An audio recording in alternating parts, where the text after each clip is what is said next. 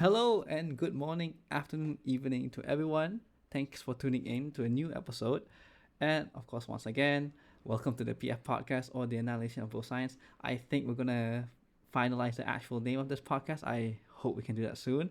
But whatever, here's our new guest. Come on, dude, come on and introduce yourself. Yeah, hello. I'm Firipu. Yeah, I've been hanging around on the Discord server for quite a while now. I'm in my late 30s, and I'm basically a beginning intermediate lifter. I've been lifting for about 2 years, 2 years and a half now. My lifts are average, but not too bad. So I have about 100 kilogram, 110 kilograms bench, 170 kilogram deadlift, 140-ish, 130-ish kilogram squat, and military is about 60, 65 kilograms. Oh, okay. Oh wait, I'm gonna Yeah. cut you off shortly there. But in your name, you put a 119 bench. So wouldn't that be a Yeah. 120 bench? Yeah, that's probably then. Yeah. So I think my one rep max is 110, and my, how do you call it, my calculated rep, one rep max is 119. I think I've done 105 times X. I don't know how many exactly from the top of my head. Oh, okay, okay. What a sneaky little rascal for a Yeah, 30-year-old. so yeah, of course, have to try to show off a little bit, right? I mean, it's fine if you're gonna. I mean, eventually, if you do hit that number, then it's fine having it in your name. But trying to keep things real. But for like in Yeah. your age group, that's still a pretty solid lift. Like, even I don't have a three plate squat yet because I know I just suck at squats. But like, what got you into lifting, Firipu? Uh, Actually, it's pretty silly. I've never actually worked out a day in my life before. So as a kid, I never worked out. I never did any sports. Never ever did anything. So I was always the skinny, how do you say, the skinny fat guy that everyone made fun of for not having any physique or anything at all. And a few years ago, one of my friends who was a bit chubby, he got like a personal trainer here in where we live, and he really had like this complete body change. He completely changed physically. He lost like I don't know how many kilos that he lost. He started lifting weights. He looked so much better. He was so much happier. And I basically told him like, if you can do that, I can also do that. And that's basically how I just started lifting. Just one day, I just said to myself like, yeah, if he can do that, I can do it as well. I went to a local gym. I got a membership. I got myself a personal trainer for the very first, just to learn what to do, Mm, and I just started going to the gym, mm. and that's how I started. And like really, when I started, like the very first workout, I had a blackout. I fainted. Oh wait, I wait for couldn't real? lift.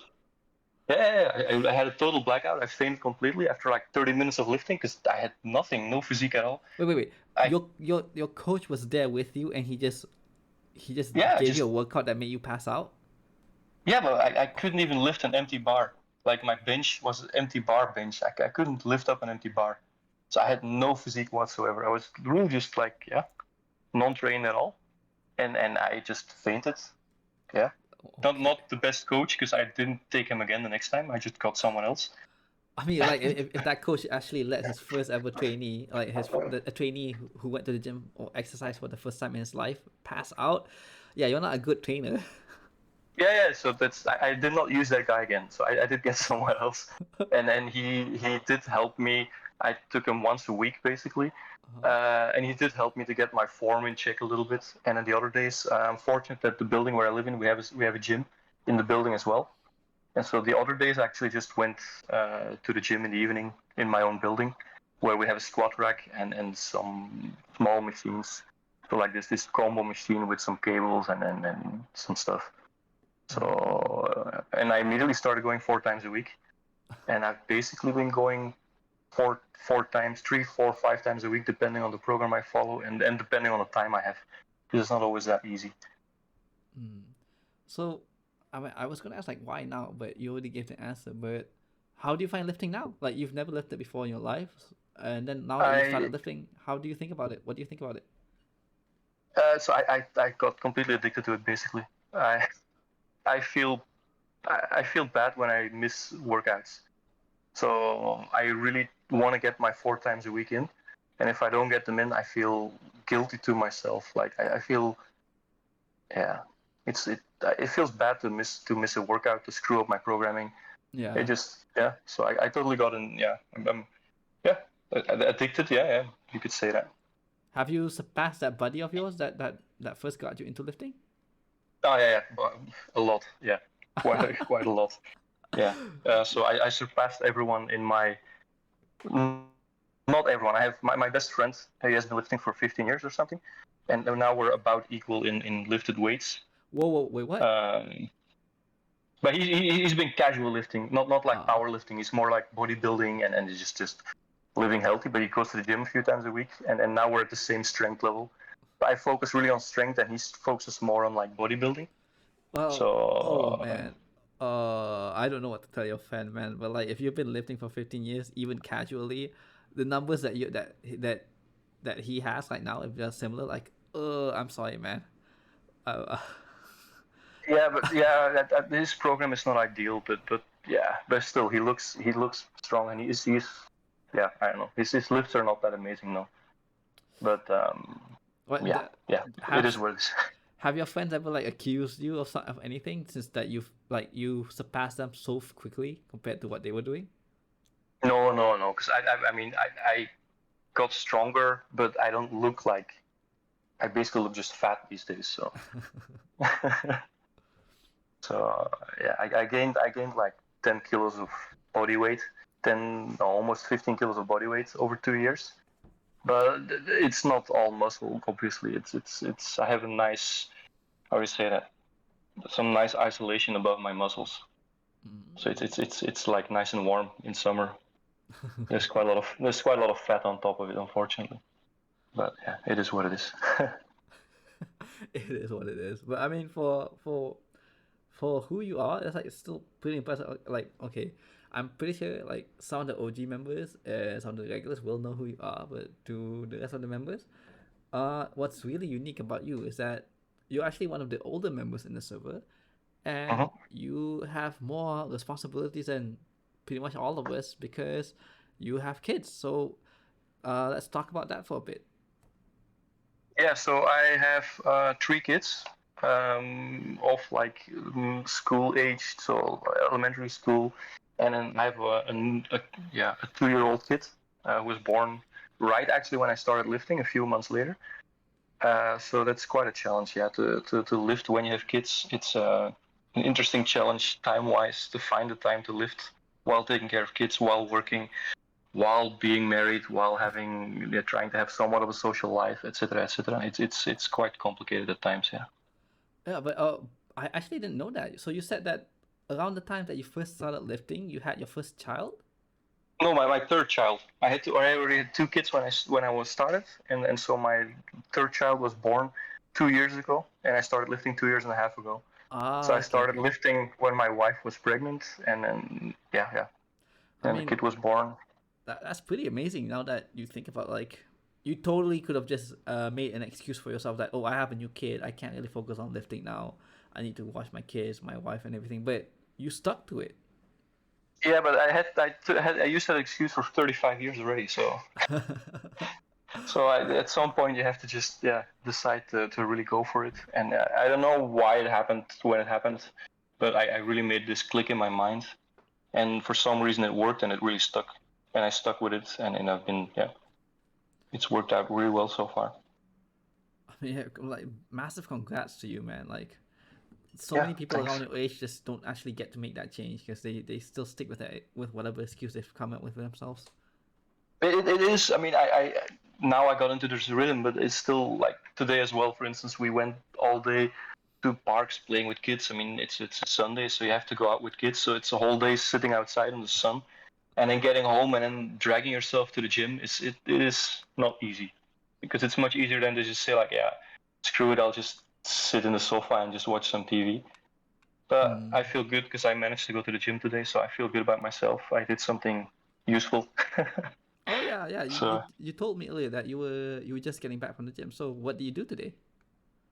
Like with your session for the today day? was upper body. What is it? Military press, and then like back back upper body focused a bit.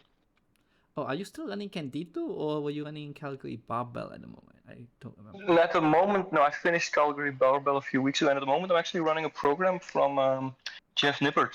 I'm trying Ah, to run right. so he has a 5 week, a 5 day 5 day, program.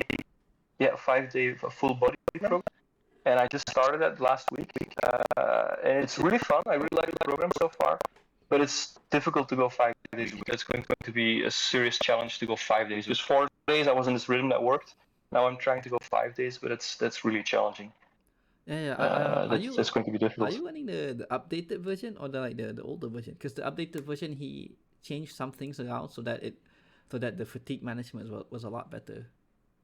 Okay, I'm running a one from 2020, I think. It's not the updated version yet, Oh, okay, so okay. it's a slightly older version, I think. But the fatigue this week so far is okay-ish. Mm-mm. Uh, Honestly, I don't have that much issues with fatigue. But probably I should push myself a little bit harder in the gym. But it's a lack of sleep and stuff like that. So it's hard to really go full out all the time. So the level I do it at now, it's okay to manage fatigue and everything. So Yeah, yeah, yeah. that should be fine. So like going back to like your having being you, like how do you manage your Mhm. time with like everything? Your kids, wife, work, everything? Yeah. So basically, I managed to get into this rhythm where I go to the gym when once my kids are asleep. So I put them to sleep around 8 o'clock, 8:30, and then I Okay. go to the gym from 9 to. It takes me about, in general, 1 hour and a half, 2 hours. So then from 9 to 11, basically, I'm in the gym, and then I come home, I take a shower, and I go to bed.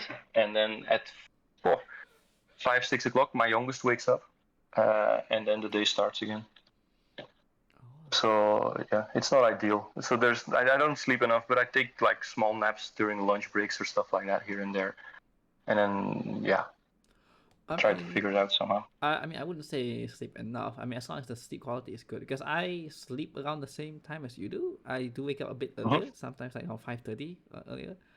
Uh, Yeah, but the problem is that I wake up once at night to give milk to the kid as oh well, yeah, yeah, yeah. so I have an interrupted sleep. So Oh yeah, the me sleep too, me too, quality me too. is Yeah. not ideal, but it's fine. I mean, I got used to it, and I don't feel sleep deprived. Oh yeah, you adapt. It's fine. Um, It's the concern yeah, about so. getting like quality undisturbed sleep is a bit, I would say, a bit over exaggerated in a way. I mean, it's Mhm, ideal, mhm. sure, but it's not like not being perfectly ideal is gonna completely screw you. You're completely fine. Like I wake up at two sometimes Yeah, for certain yeah. things.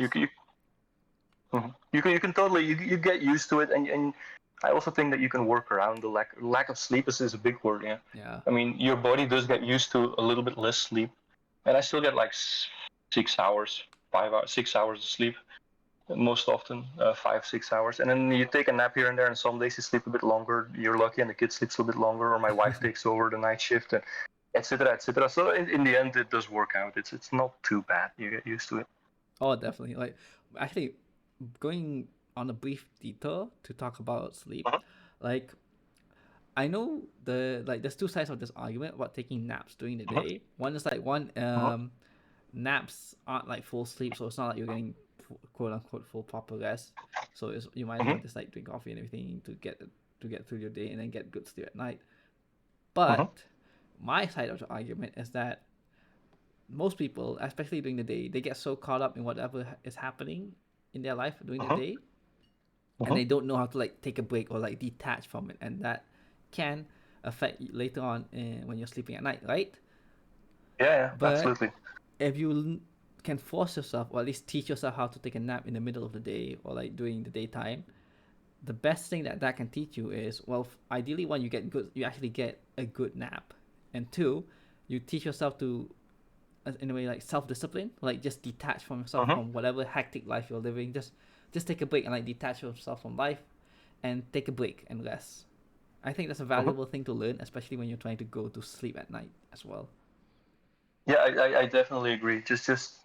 I don't think naps are. I think naps are really good. They can just really, yeah, like you say, they help you relax a bit. Mm-mm. You just sleep a little bit, put everything aside, and just rest, and yeah.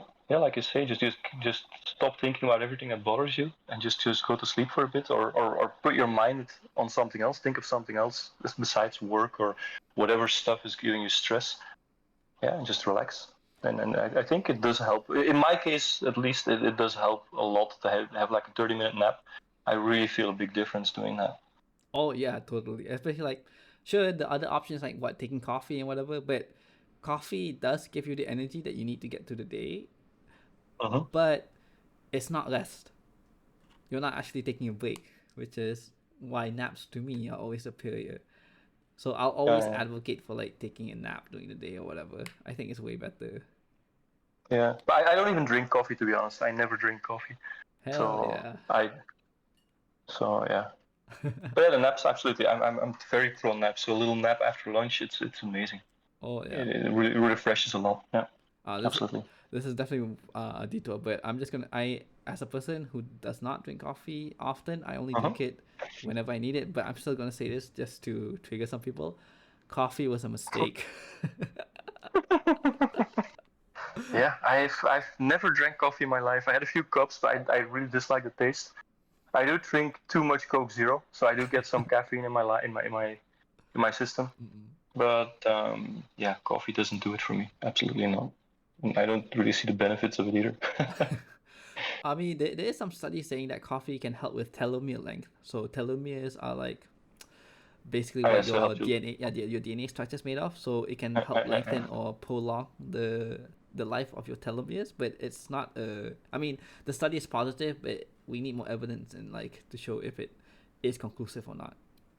Yeah, but I'd rather live shorter and not drink coffee. I don't like it at all. Oh boy, po anti coffee. Yeah, boy. But back to like time management and stuff, and like, Mhm. how do you work out your responsibilities? Like you say that, obviously you have a lot of responsibilities. So like, do you put them in order in your head or whatever? Like what comes first, anything? So what works a lot for me is I personally like structure a lot. So I like to do the same stuff every day. Mm-hmm. So like when we wake up, I like my kids to do certain things first before we breakfast and then do other things. And I just like to stick to the same routine every day because I find if you stick to routine, especially with kids, it helps them a lot to make they know what's coming next. So they know after dinner they have to go to bed and then they get to read a book. They know after breakfast they have to clean the table and then they have to get dressed and stuff like that. So as long as it's always the same every single day, there's never a surprise for the kids during school days because it's always the same routine. Mm-hmm. uh, I know people, some people don't like routine, right? Because it sounds boring, but Yeah, it does make everything much simpler to go through because you know every day is the same. Yeah, it sounds negative, but every day is the same. So every day is, you know what's coming, you it's know how to peaceful. prepare, you know how your body is. It's very peaceful. It's easy to handle. I'm fortunate to have an office job that's also relatively. It doesn't have that many surprises in it, so it's also relatively. It's not boring. It's an interesting job, but I have some routine in my job, so that keeps it, yeah, easy to get through the day, and then it doesn't add much stress to anything because you know what's coming. You know, yeah, yeah. So personally, I really like routine for myself as well. So for my kids, I like to give them routine, and for myself, I like routine because it helps me personally just keep track of all things. I know what's coming. I know how to do it. I know after my kids go to bed, I get to go to the gym. Uh, I know I'm back at 11 o'clock. I know I just take my shower. Maybe I watch a little bit on Netflix or I read a book before I go to sleep. It's always the same routine, and I personally I really like that a lot. So that's what really helps me. In my case, in my situation, routine helps me a lot to get through to get through everything, and yeah, to keep track of it all. So I don't write down everything. I don't use any planners or anything. I use a calendar, of course, to keep track of small things, of like birthdays and whatever. But day-to-day management is all basically through routine for me. Hell yeah! Oh man, I love that. Like I love routine as well because yeah, like you said, like everything, all the positives of having a routine in your life is that one, you know what you to expect, like you know how to Uh-huh. track stuff, you know how to progress on things because you know that you have clear progress. If like from previously you did Yeah, this, yeah. now you did this, and Uh-huh. etc. etc. And like I generally do not understand people who can actually live their life completely spontaneously without some form of routine and baseline because Yeah, yeah. Yeah. like a routine is your rock. No matter what happens in life, you have your routine to return Hmm. to set things straight, right? And it's like Yeah. it's very stress relieving. Yeah, absolutely, absolutely. And I also use it for like that. That's why I think that's why I also like working out so much, because basically a good program is also routine, right? Yep. You just follow a program, and I follow it to the letter, so I don't like to mix things up too much. So I just follow my program. I know what's coming. I know my leg day comes after my back day, whatever. Yeah, just saying. But so I like it. I know what's coming. I know how to get. I know how to progress. I know which progress I will most likely make. Of course, it's easy to say routine is everything, but then with kids, There's gonna be kids some get sick. surprises. Yeah, there's always things that happen, right? A kid gets sick, and then you have to go pick him up from school. You have to take a day off work. Of course, you cannot go work out if you have a sick kid at home. So stuff always happens with kids, right? I mean, I don't know. The other day, my son had some issues at school, so we had to go talk to a teacher. Then that day was a whole discussion with my son. So then also, I didn't get to go to the gym because of course there were more important things than my workouts. So those things happen, of course. So it's I like routine, but of course with children, you can never have a 100% routine because always unexpected stuff happens all the time. But it's also what keeps it interesting, right? So routine is really nice, but with kids it does add some spice to your routine. Oh yeah, yeah, yeah, totally. Like I mean, it's the same thing even with my siblings, and I'm not even a parent. It's just my siblings. But Hmm. I was wondering, like, so how do you deal with surprises? I mean, we had an example there, but I mean, like in general, let's say if there's another surprise into your routine comes in that you didn't expect, like how do you deal with it emotionally, like mentally, and how do you deal with it in adjusting your schedule around that surprise? So I actually live my life with one very simple phrase that helps me through most problems. Is just it is what it is. And it, it it's something growing older which I really learned to do, but some things you just can't help it, so you just deal with them when they come.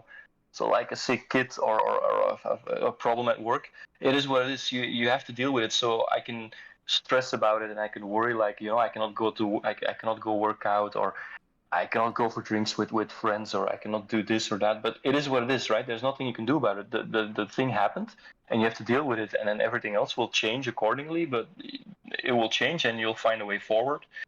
And it is what it is. I find it such a good phrase that I even tell it to myself if I get stressed about something. I just tell myself like, "Come on, remember, it is what it is," and then you'll get through it. It just yeah, shit happens. It is what it is. And I find it such a nice, simple way to get through all things. Like, a while ago, unfortunately, my son caught Corona, and yeah, there was 2 weeks, of course, that we were stuck at home. Mm-hmm. Uh, it is what it is, right? I mean, I did fortunately manage to go to the gym every now and then because in the building nobody else uses the gym. So I did get to use it late at night. So and then I just disinfected everything. But disinfecting everything after working out, it just adds some extra time to everything, and then but it is what it is, and we found a solution. But of course, it's hard, right? With for instance, with Corona, you're at home, you have to work at home, have a kid at home stressed. You have two other kids that are not sick that have to stay away from him, but still have to stay at home in quarantine.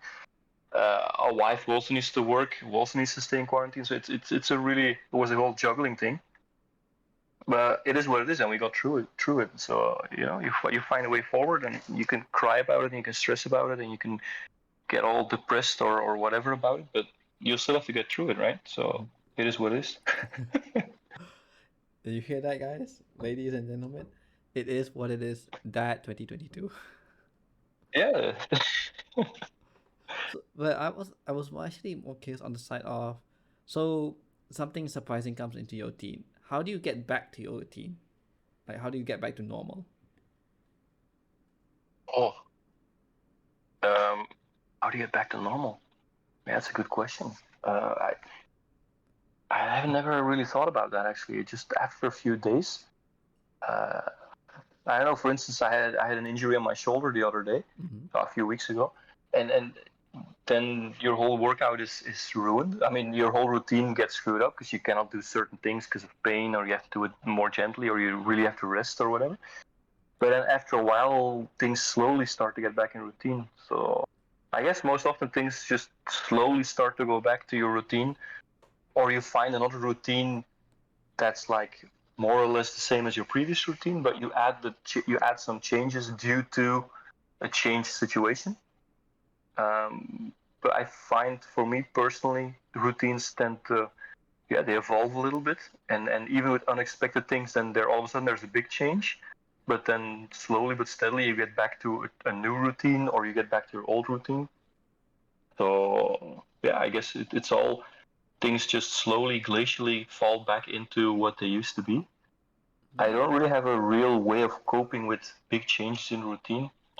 Uh, yeah, except just wait it out, and things just fall back in how they should fall. Yeah, I'm not sure. Yeah, I never really thought about that. Ooh, but it does always tend to end up that way, doesn't it? Where, like, if you're the type of person to like routines, eventually you either find a new routine or it just evolves back to your old routine somehow, some way. You just find yourself back to your old habits. But Yeah, something, yeah, yeah. something curious that popped into my head was that priorities. So obviously we make our routines around our Uh-huh. priorities, right? So what would you say like are your priorities and how do you arrange them? Yeah, my priorities are first and foremost my kids. So that's the one deal I made with my wife. Like kids always come first, so always kids first. Then of course work. So if something comes up with work, and yeah, then you have to work. Work is there, right? You have to do your work. And then of course there's the relationship with my wife. I mean that's I guess as important, yeah, probably more important than work. But we are in a good place at the moment, so things are okay there. But yeah, sometimes you need to have a talk about something, and then yeah, sometimes you don't go to the gym, you don't go for drinks. So but I would certainly put, for me personally, the gym on the fourth place. So after the kids, the wife, and work, I would put for me working out, and then I would put like going for drinks with friends, or relaxing, watching TV and stuff like that. So yeah, but priority wise, absolutely kids first. So if something happens with the kids, I don't even think about the gym anymore, right? Then the kids come first, so a sick kid or whatever, yeah, and then whatever the gym, I can do it again tomorrow or the day after. Um, yeah, yeah, I think that's the order more or less. It's always kids first. But that's if you ever have kids, that's I mean everyone will say exactly the same thing. Your kids always come first. It's just strange, but yeah, it's just how it is. Kids are always important. Definitely. But I honestly actually love like this kind of straightforward answer and like very clear answer because if you ask around the server and like especially amongst the younger generation, especially the younger Uh-huh. generation who just started lifting whatever, uh most of them definitely when it comes to priorities, I think the a big issue that they have or like a problem that they have yet to overcome when it comes to Uh-huh. workout and everything is that they don't actually set priorities for themselves. So they don't really know what they want in working out as well because they don't know what they want Uh-huh. to achieve and they don't know what comes first. So a lot of times I find that the people who come in talking about how they don't have time to work out or whatever is this they don't have very clear priorities for themselves. Yeah, it's something I also noticed. Like often they have really young people coming in and they complain like I have no time to go to the gym today. But I've never had less time in my life than now, and I still find time to go to the gym. So I find it hard to understand. Yeah, not hard to understand, but I do agree with you. Like they don't know where to put their priorities, and they completely lose track of like I should maybe not spend 2 hours watching TikTok, and maybe I should just go to the gym and I can watch some TikTok during my rest time if I really want to. Or yeah, it's funny how they yeah, it's a funny question that always comes back. Like, or I couldn't go work out today. Should I just skip today and then go tomorrow? Or it's funny how they have a hard time being flexible with their gym life. Like, it's not a big deal if you miss a day here or there. It's not a big deal if you have to cut a workout short. It's not a big deal if if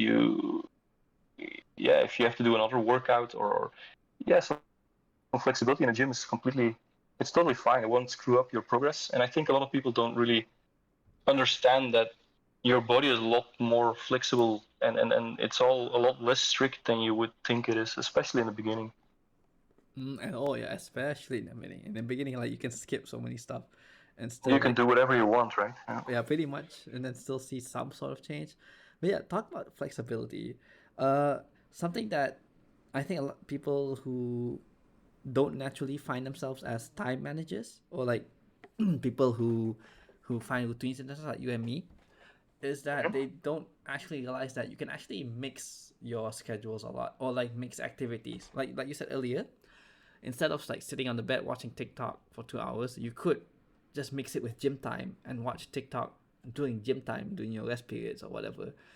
And a lot of it is the same thing. For example, like me, I don't know how many times I've said this, but I actually sit in front of my computer for like three half the day, 3/3 of the day, all day, every Uh-huh. day. Uh-huh.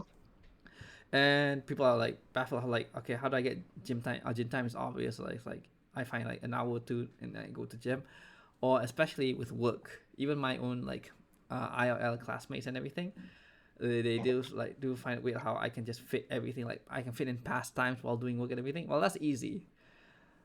You can, especially when your work requires reading.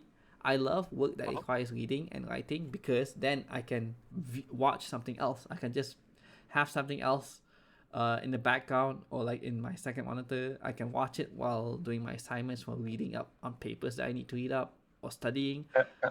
or even if I can't watch it, then because I have to read something else, then I can just put it in the background, listen to it while I read any research papers that I need to read, uh, or like do some studying, like actually studying my notes with a stream on my second monitor. Like it Yeah, works yeah, yeah. out. Yeah, I totally agree. That's also what I do. So I have some YouTube channels I like to watch. I watch quite a few workout channels, like like for instance Jeff Nippert. Yeah. And I do enjoy watching some of his videos at work. So I have some, like I said, some routine things at work, and so I can do those while I put like a video of Jeff Nippert in the background, and I just listen to him talk. I don't need to watch the video, but it's like listening to a podcast while doing my work and while being productive at work, but just having something in the background. And so I also find, yeah, it's not really multitasking, but you can do multiple things at the same time. You can mix things up. For instance, for me personally, most of the time I spend on a discard is during my resting time at the gym. So that's actually most often when I'm just replying to people in the Discord server, is when I'm just in between sets in the gym. So it's things like that, yeah, and it's yeah, it's for a lot of stuff like that. You can mix and match, and you can find ways to do things together.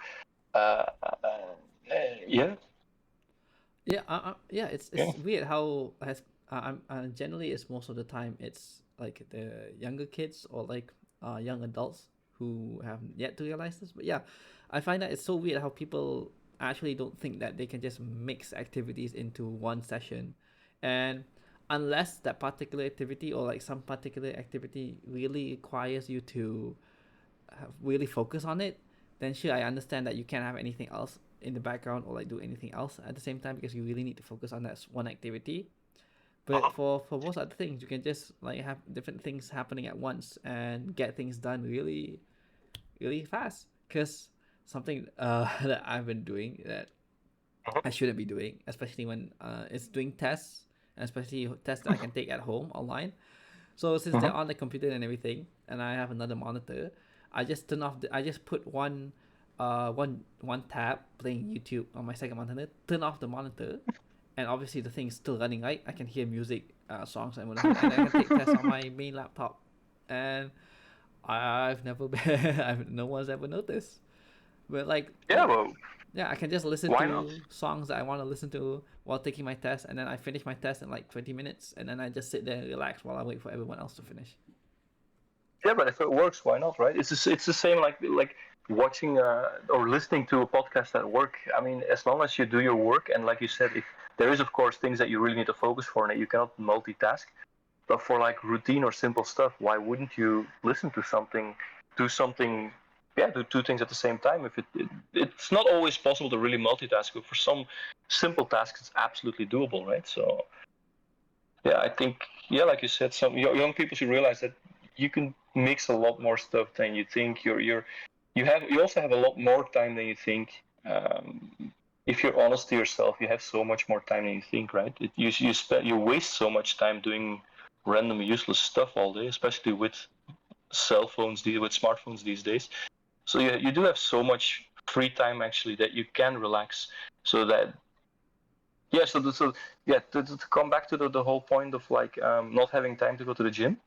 I think if people are just honest with themselves and would just add up all the time they spend doing useless stuff, they would find out they would realize that they easily have 1 hour a day or 1 hour every other day to go to the gym or go for a run or whatever they want to do. But I think people have so much more free time than they think.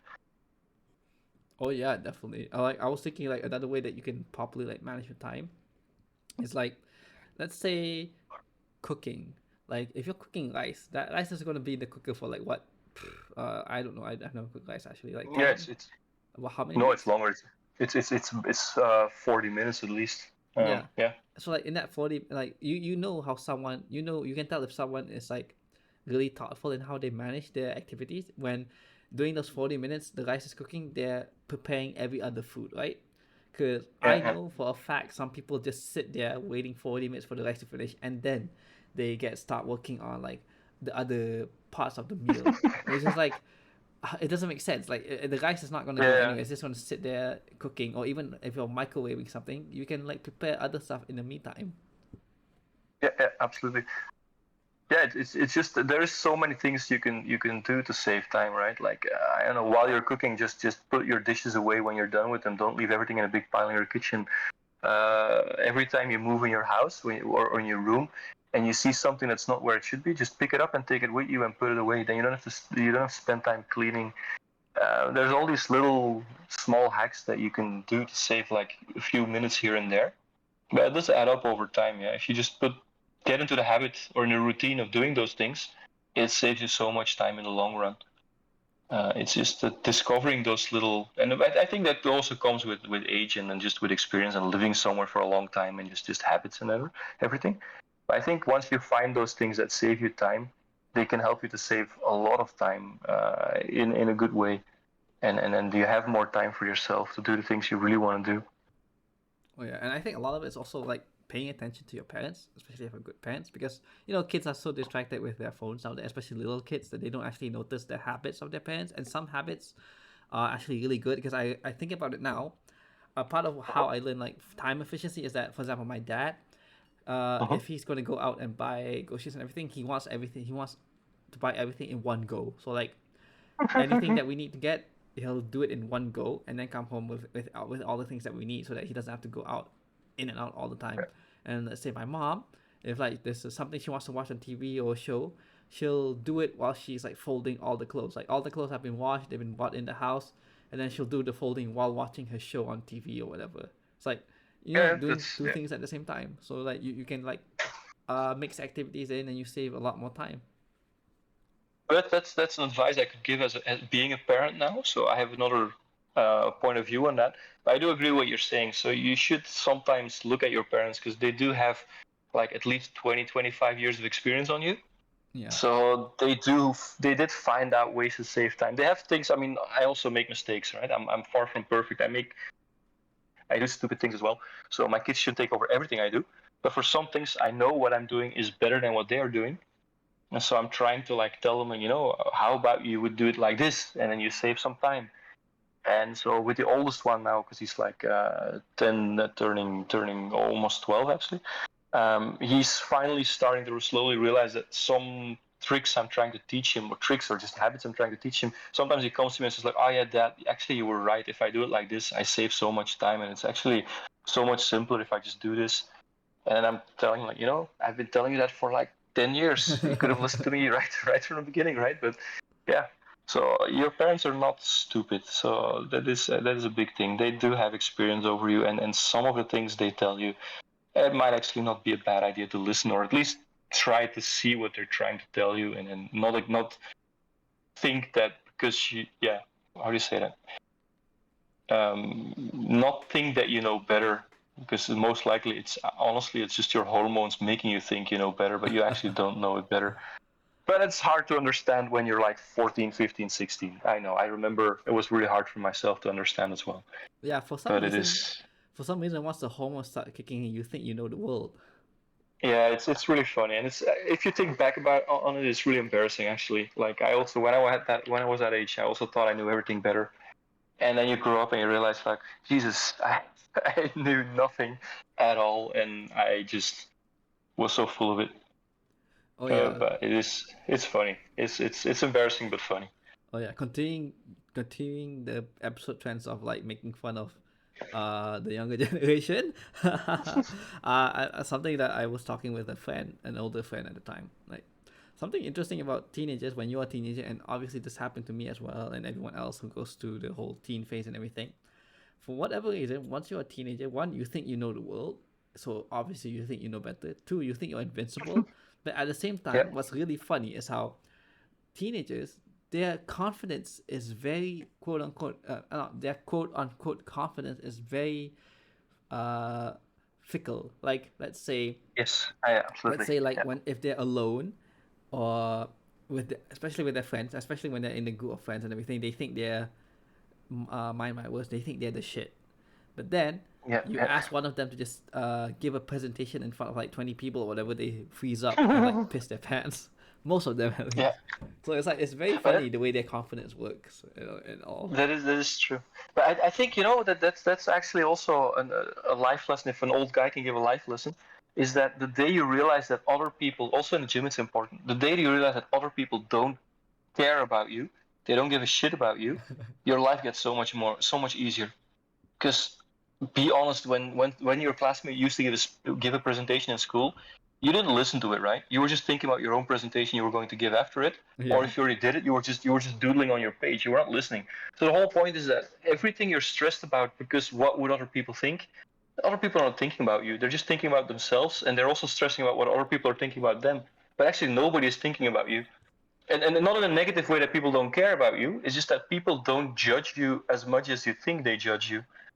So once you get over the idea that everyone judges you for everything you do, everything gets so much simpler. You lose so much. There's a lot less stress in your life. Oh yeah, totally. Like, well, actually, I want to talk about like this is something that only you and a few others can talk about. But they haven't like come on the show yet. Mhm. Advice to the younger kids and teens as an adult with kids. Like, lay it on us. Like, what are all the things that you could talk about and like give advice from your perspective as a parent, as an older guy, and everything. I have so many things. No. The thing is, of course, like a lot of advice I would give is things that when someone would give me that advice when I was a teenager, I wouldn't listen to it myself. But like, yeah, just like I said, don't think that other people think about you. They don't look at you. Nobody looks at you. Most people don't care what you do, right? So that's one thing. So you shouldn't be embarrassed about stuff because even if people look at you, they forget 10 seconds later because they're looking at someone else. Yep. So you don't have to worry about that. You don't have to think so much about what other people think of you. They don't think about you. They only think about themselves. So that one I find a big one. The day I realized that is everything got so much simpler. When did you realize that? Uh, it took me a long time, Do you remember like honestly. what age you were when you realized that? Oh, Huh? I was probably in my late 20s before I really started realizing that. And was there any particular event that made you truly realize that? No, it was just over time, like especially because I moved to a big city, a really big city, and then because you see so many people, you start to realize like nobody has time to think about other people. Nobody has Mm. time I mean, and then you also get busy with work and everything. You start to realize like even when I was a kid, I didn't care about other people. I cared about people, right? I cared about friends and everything, and I made fun of some people. But then 10 seconds later, something else caught my attention, and I totally forgot about that. So it's once you start to realize about how you treat other people and how you think about other people, you realize that most people, yeah. Also, if you talk to other people, you realize that most people are the same. Like you spend so. I am so important that I don't care what other people do because everything is about me because I'm the main character. That's basically how most people go through their life, right? That's a bit exaggerated, but I mean, your whole life turns around yourself, right? You're the main character in your own life, so everyone else is just a side character. That doesn't mean you don't need to respect other people, but it doesn't mean that I don't have energy or time to spend time judging other people because I'm too busy doing my own thing. Mm. I don't know. It sounds maybe weird putting it like that, um, but yeah, I think that that is the case though. If everyone is honest with themselves, yeah, I mean yourself, you're the most important person. You care about other people, you want to help other people and things like that. But the judging and the thinking about the negative feelings towards other people and everything, I don't think people have it that much as you would think as a teenager. I don't think I think most people don't care enough about other people Oh yeah, in totally. that way. I mean, in a negative way, yeah. But Yeah, yeah, yeah. So I don't want to stress in a negative way, right? It doesn't mean people don't care about you. That's a different thing, right? yeah, yeah. I'm losing a bit here in translation. I'm not a native English speaker, but I hope I hope I get across a little bit what I tried to say. Oh no, no, I totally get your message. I totally get. I mean, I don't know if the listeners will get the message entirely because they come from a different perspective. And like you and me, I mean, you're much older than me, but like I'm also like in my mid 20s right now, so like I can Yeah, I can see the perspective, I can yeah, understand it. yeah. But other thing is like relationships. Like, what would you say for sorry, other things for teenagers? What would you say about relationships? Um, yeah. That's something I also sometimes that I'm a bit surprised about if I read what some people ask on the Discord. It's like they they should realize that the age between 12 and 18 or 12 and 20 or whatever until you graduate is those are the best years of your life. Like you can do so much, but you have almost no real responsibilities. No You have to go to school. consequences, like barely any Yeah, consequences. yeah, that's it. So you get to do what you want. So you should use that time to one, really enjoy yourself. Two, spend as much time as possible with friends or people you want to spend time with, family or whoever you want to spend time with. And you should just be a kid. You shouldn't stress so much about like I have to get my 4 days of workouts in. I have to get my protein. You shouldn't stress about all that stuff. You should really try to enjoy life more because you get the stress for the rest of your life once you're an adult. So I always feel sorry for those kids coming like I want to start cutting. I want to start losing weight. I want to start bulking. I want to gain weight. I want to get stronger. I always feel like you shouldn't take it so seriously. Just enjoy life a bit more. You're 16, you should be looking at girls and you should be wanting to go to the beach to have fun with your friends or whatever you want to do. But you should really having fun should be your main priority. Everything else should come afterwards because it's all not important. Like all of focusing on studying or whatever. Yeah, you should have fun. Everything else will fall into place eventually. Oh But yeah. that doesn't mean you should do stupid things, right? I mean, that Oh doesn't. yeah. Yeah, you should do stupid things. You should absolutely do stupid things, but not illegal things. Let's put it like that. But not two stupid things because some things Yeah, aren't that's it, right? aren't are Yeah, legal here, some things aren't illegal there. So like, but yeah, basically, just to take Firipu's advice out of context. When he says have fun, he means have fun in a reasonable way. Like, don't let lifting take the fun out of lifting. Like, enjoy that's it. That's exercise it. and everything, but Yeah, don't let it take away. Like, oh, I'm gonna like not go to my best friend's birthday party because I gotta hit the gym or like yeah. So yeah, that's it, right? So you should work out if you want to work out. Absolutely perfect. It's awesome to work out, and it's really healthy and it's good and everything. But like you said, don't skip parties because you have to go to the gym the next day. The gym can wait. The gym can come the day after, or you can go to the gym with a headache. It won't kill you. yeah.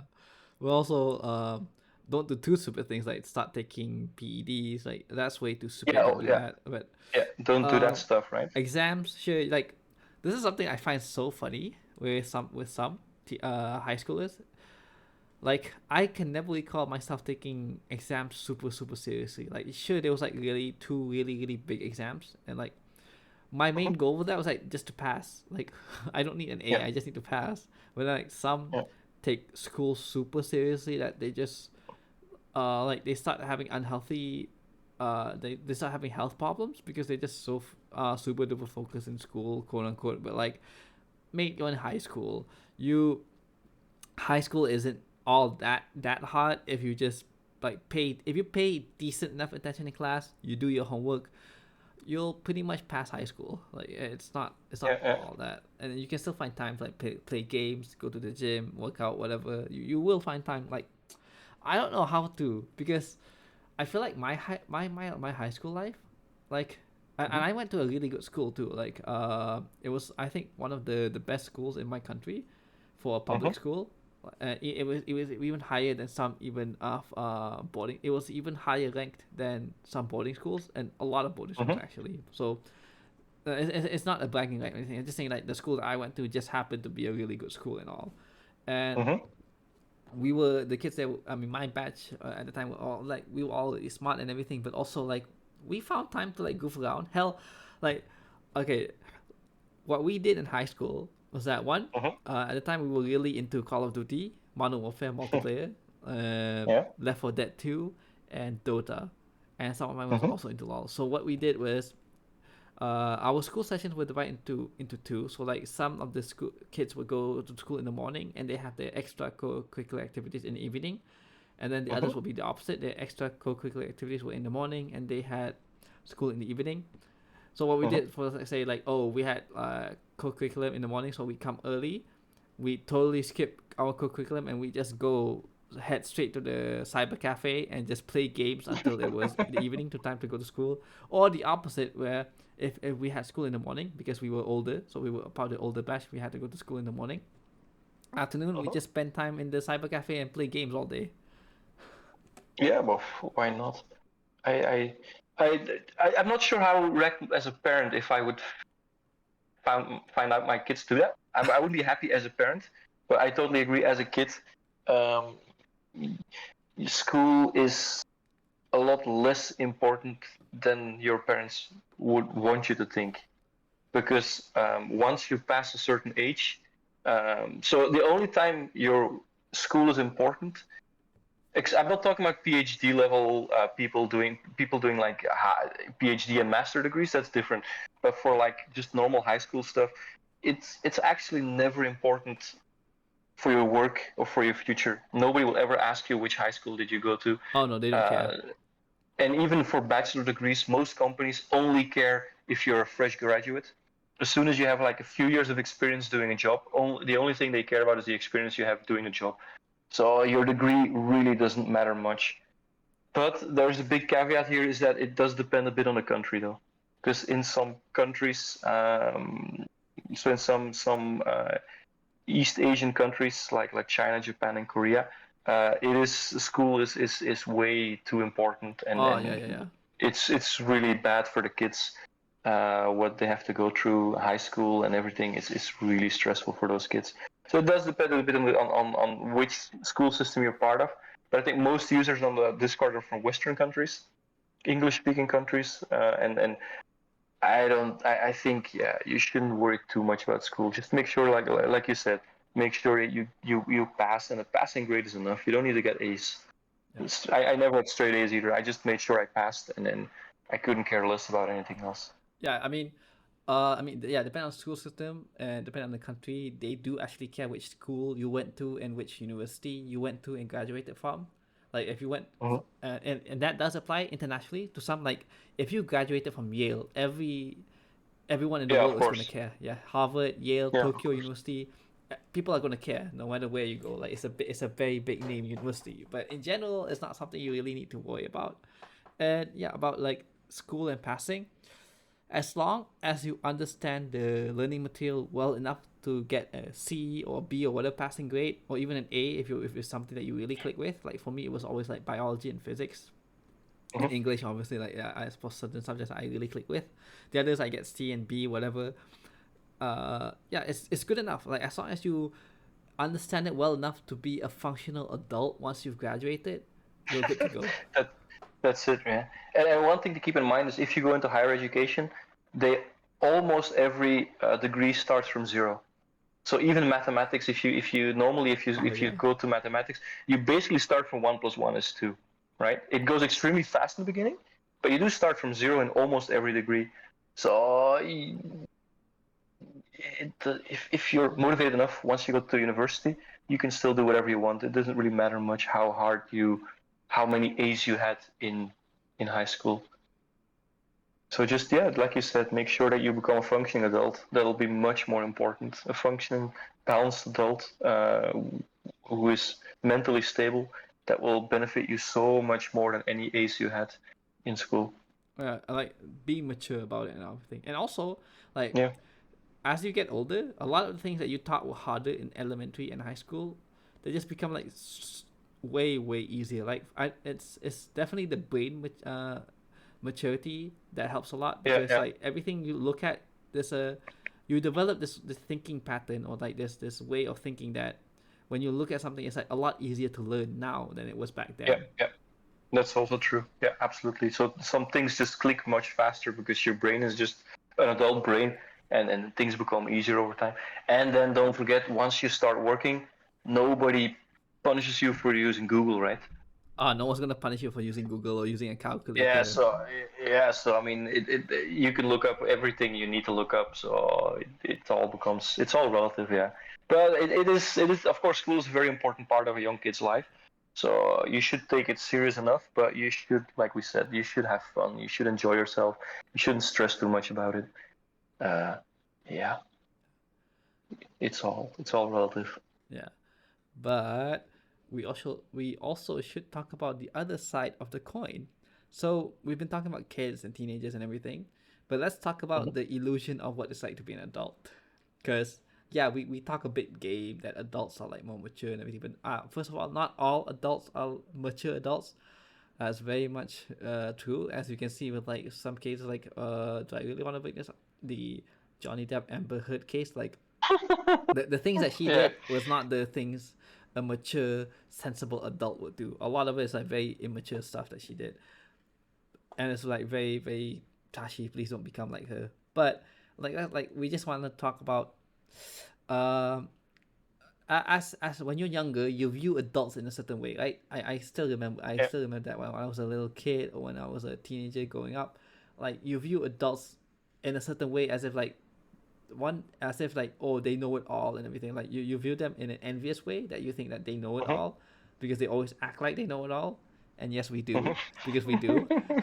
But Yeah. also you view them as if like if there's any problems popping up, adults can handle, they know what to do and everything. So let's shatter that illusion for a bit. uh Yeah, because that's absolutely not true, right? We don't know what to do if problems. We wing it. It's a nice quote I read somewhere, right? It's like growing up. You grow up once you realize that adults are just winging just as much as kids. Half the time we don't know what we're doing either. We just go through life just like kids, right? One step at a time. It's just that we have a more mature brain that allows us to make some decisions easier or based on experience or yeah, things like that. But in the end, if something unexpected happens to me, I also don't know how to deal with it. I also have to figure out one step at a time how to deal with it and how to fix it. It's not like the answers don't magically come to me either. I also screw up quite a lot. I'm absolutely not perfect. I make a lot of mistakes, and then I try to make up for my mistakes. Um, but yeah, I'm just as dumb as any kid around, basically. yeah, the only thing that we have more than kids is experience. That's literally it. Yeah, that's the big thing. Right? Because like I said earlier, look at your parents sometimes because they have more experience than you. They know what they're doing. But yeah, like when something unexpected happens, your parents will try to do the best they can. But trust me, they, they are also really just winging it, and they're probably just as stressed as you are about the situation. But maybe they might not show it that much. But yeah, like for instance, now my kid has some problems at school, nothing serious, but I have no idea how to deal with that. Me and my wife, are also just trying to handle it one step at a time, and we'll find some solutions, I'm sure. But it's not like we know what to do, and there's guides and there's people telling you what to do, but every situation is different, and we're winging it basically. We're just trying to find a solution for it, and I'm sure we'll figure out something eventually. But we don't have the perfect answer, absolutely not. Yeah, no one ever has the perfect answer. So yeah, take it easy on your parents, boys and girls. Like they're trying just as hard as you are, if maybe Yeah, not that's it. more, of if a bit less. But that's why earlier when we were talking about like having fun and everything, we weren't talking about like having stupid fun, but like having like a reasonable childhood and growing up and everything. Because like we said earlier, the thing that we have more than people who are younger than us are obviously experience. But Mhm. that's why when you're growing up, getting as much experience in anything is the most valuable thing you can do. Like, if you don't have the experience of giving a presentation in front of 100 people, get that experience. Mess up, Yeah, like yeah.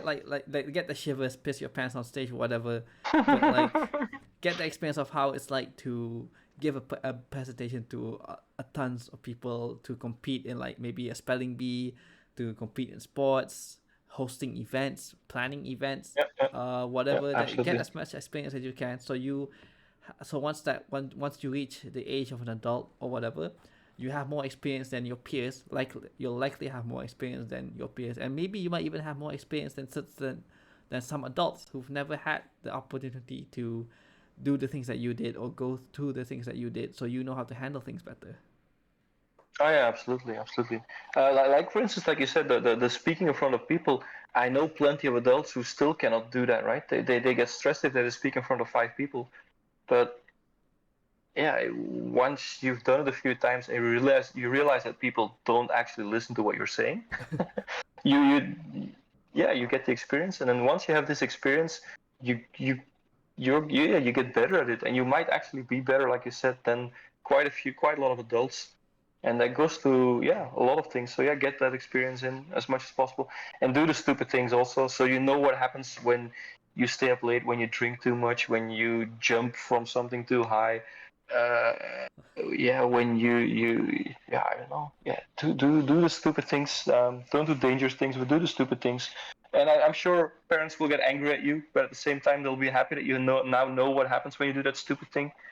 And then, yeah, then we also know that you won't do it a second time, most likely. So go ahead and Hopefully, do if you're those not too stupid things. stupid. We also did them when we were younger. So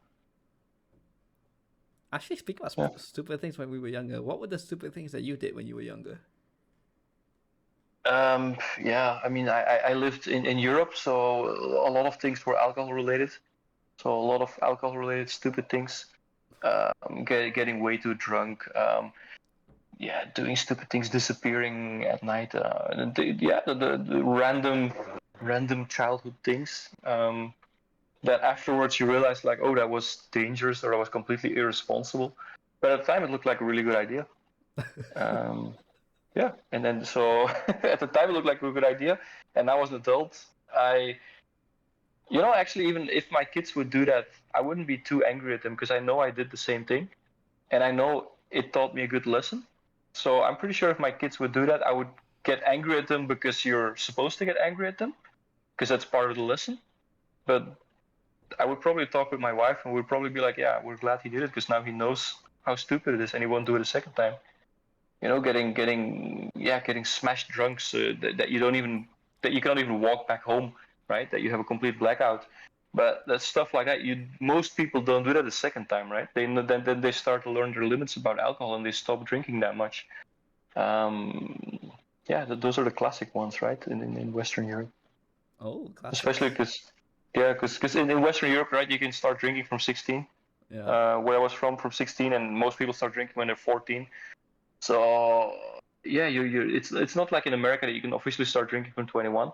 So you're used to alcohol by the time you go to university. Like, you know your limits very well, and then yeah. So do those stupid things. Yeah, Learn your limits. what I'm understanding, like in Europe, you learn the stupidity of getting blackout drunk by the time like 14, 15, 16. But then, which is arguably in a way quote unquote safer because you're younger and you're like, Mhm. there's not a lot of things that you can do when you're that young, right? So even if you get blackout drunk, you're still gonna be living with your parents or whatever. But then, Yeah, if you start that out in when you're 21 in university, living alone with your like housemates or like your dorm mates, you're a lot yeah, older. yeah, You have a driving license. You can do a lot more stupid things while you're getting hammered. So it is arguably a bit more dangerous. yeah, yeah. So that's what I so that's what I actually told a few. I had some parents asking me the same question, actually. What advice can you give to our kids because they're going to live abroad?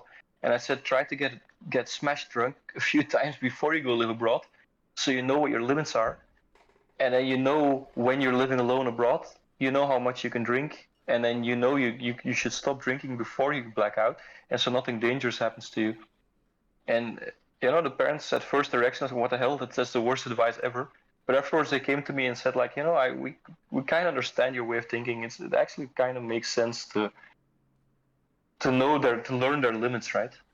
Yeah, to teach And it them is like, yeah, yeah, to what to they teach can and them what to they cannot. fire. Yeah. And it's obviously not only alcohol, right? It's your limits for everything. It's also like your physical limits, your mental limits. Learning how long you can stay awake, learning how much stress you can handle from having fights with people, getting rejected by girls or by boys or whatever. There's all these kind of limits, all these things that you have to experience. You have to do them. Like confess your love to a girl or to a boy, and then get rejected, and then break your heart and break it again, and then find someone else, and all these things. But they're all important to grow up. They're part of becoming an adult. And so if you don't have all these experiences, yeah, I think it's hard if you don't have those experiences. I think it's hard to become a balanced adult if you don't have all these setbacks and also these positive things. Like 'cause sometimes when you confess your love, you get a positive reaction, and then that's a whole other slew of experiences you get from doing that.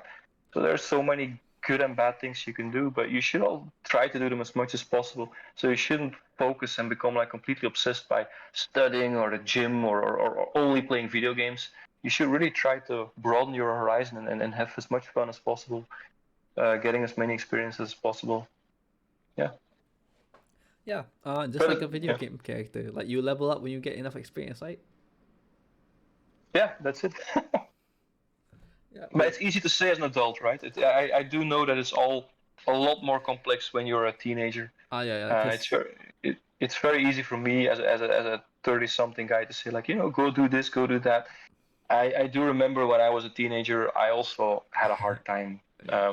doing some things, but in the end, I did most things. I didn't do much I really regret, or I didn't. Yeah. So make sure you do those things. Oh, Try to do them. oh yeah, I can remember like when you're like, let's say like you're 14 and you have to do your like first solo presentation or whatever in class in front of like 20, 30 people, and like you're like your heart race, you're just sweating and everything. But then like the teacher's like, just stand up and talk. Like what's the big deal? And Yeah, then yeah, and then you're like you don't understand. Like we do understand, and it's not important. It's not a big deal as you think. But like when you're that age, when when yeah, when your whole life has just revolved around school and your classmates every year, yeah, it's like school is basically the whole world to you. yeah, absolutely. But then if you have that presentation, and after you did your presentation, just yeah, the whole stress falls off of you, and you realize it wasn't as bad as you thought it was. And the next time you'll be stressed again, but you'll be a little bit less stressed than the first time. Hmm. And the third time you'll be a little bit less stressed than the second time. And over time you lose that stress, and it's the same for everything. So you get used to things.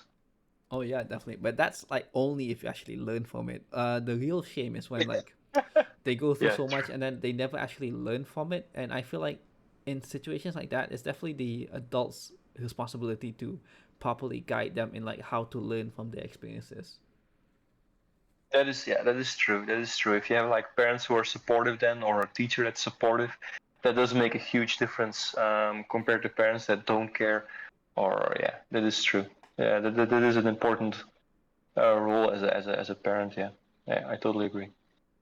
Yeah, because you can always see like, especially for example, like nowadays, like on TikTok, you can see so many young lifters getting into SARMs and everything, pet use and everything. Like, I mean, you can say that like, how did they even get here and everything? But in a way, it's like because their parents never lifted, or like they never exercised, so they don't know how to guide their kids in the whole Yeah, yeah, body dysmorphia thing and lifting and like how to understand that you don't need any of these pets or anything. Like you should, yeah, yeah, they're not something that you need to like feel good about yourself to achieve, or thinking that you're not good enough or whatever the case is, because they've never been through it themselves, so they don't know how to talk it through with their kids, even if they learn, even once they learn that their kids are going through all this.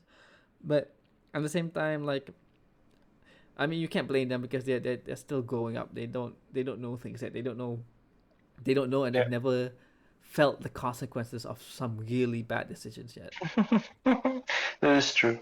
But I think if you go back to what you said, like the parents not knowing, so as advice to kids who want to get into lifting and their parents are not supportive. So like you said, the parents most often don't know anything about lifting, right? So then you have kids asking like, I want to start getting protein shakes and my parents won't allow me, or I want to take creatine and my parents won't allow me.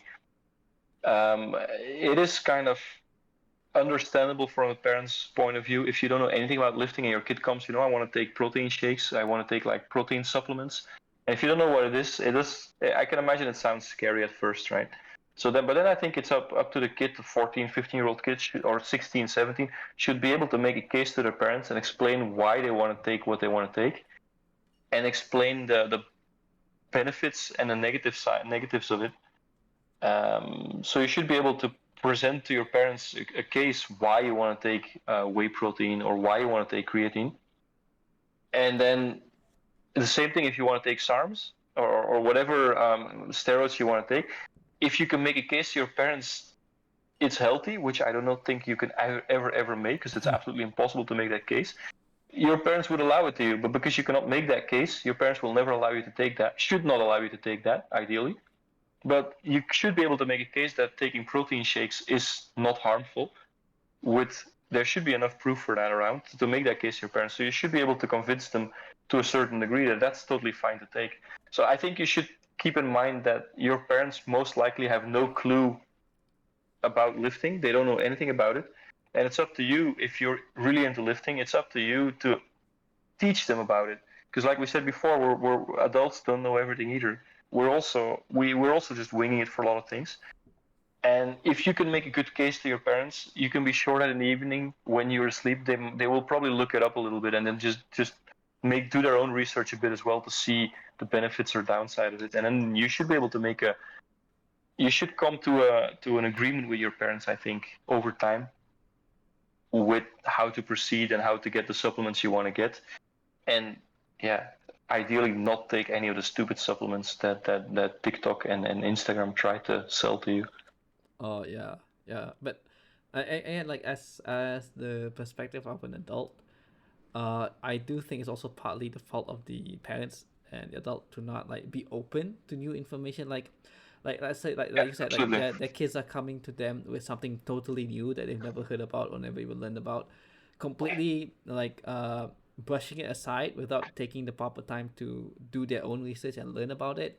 Especially, and when I say research, I mean actual research, not like the whole you read one article and that's your whole evidence, Yeah, of quote course, of unquote. course, of course, of Like course. do actual research and actually listen to what your kids are saying and why they're saying the things they are saying or why they're thinking the way they're thinking. Like Mm-hmm. I feel like communication is so important between in the family set in the family because I don't know, like a lot of the time when I come when I see and hear when they have they're complaining like their parents don't let them take supplements or they won't let them work out or whatever. A lot of it is definitely just a problem with communication. One, Yeah. the kids definitely don't know how to approach this with their parents in a way that their parents can accept because I can Mm-hmm. guarantee you like because it's emotions. You know, like they're your parents, Yeah. you're their kids. It's all emotions. You won't actually have a proper discussion. Uh, without any emotional bias or any parental Yeah. bias Yeah. because you're afraid for your kid or whatever, like you're not properly listening and you're not properly presenting to your parents a good case, but Mm-hmm. also it's the fault of the parents of not properly taking the time to do their own research and listening to what their kids have to say about the things. Like communication is so important. I can't stress it enough. Like if you can properly Yeah. sit down and listen to what each other are saying, talk about it, because me personally Yeah.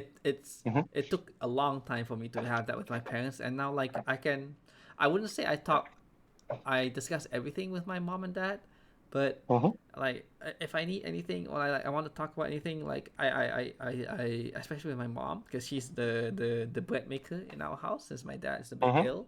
So Mm-hmm. I talk a lot of things like anything that I need or think I need, I talk to my mom about it and discuss it with her. And uh, yeah, the whole presenting part to your parents is definitely a skill that it's very hard to learn in a way. It's very hard and yet very simple because you grew up with your parents. You've been there. They've been with you basically your entire life, and you've Yeah. watched them your entire life. They right. So you should know how your parents are like. So you should know Yeah, how to approach them with something that you want to approach them about. yeah. You should know how to manipulate your parents. That's basically it, right? In a way, yeah, you should know Yeah, how yeah. to get on their good side and everything.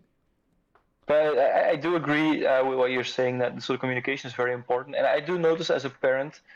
So because my oldest kid now is getting to an age where he does start to argue things. He does make a case like I want to do this, and ask him why do you want to do it, and he comes up with all these sometimes very silly reasons because he's still young, but he does try to make a case why he wants to do stuff. And so that's something me and my wife we really make an effort when he comes and tries to make a case to us. We do make an effort to listen to him, and then we try to decide based on his arguments. Of course, he's a young kid, right? So it's basically the question like I want to play Fortnite, and the argument, our stance is Fortnite is for kids above 12. You're not 12 yet, so you're not playing Fortnite because we want you to play online because people are weird online.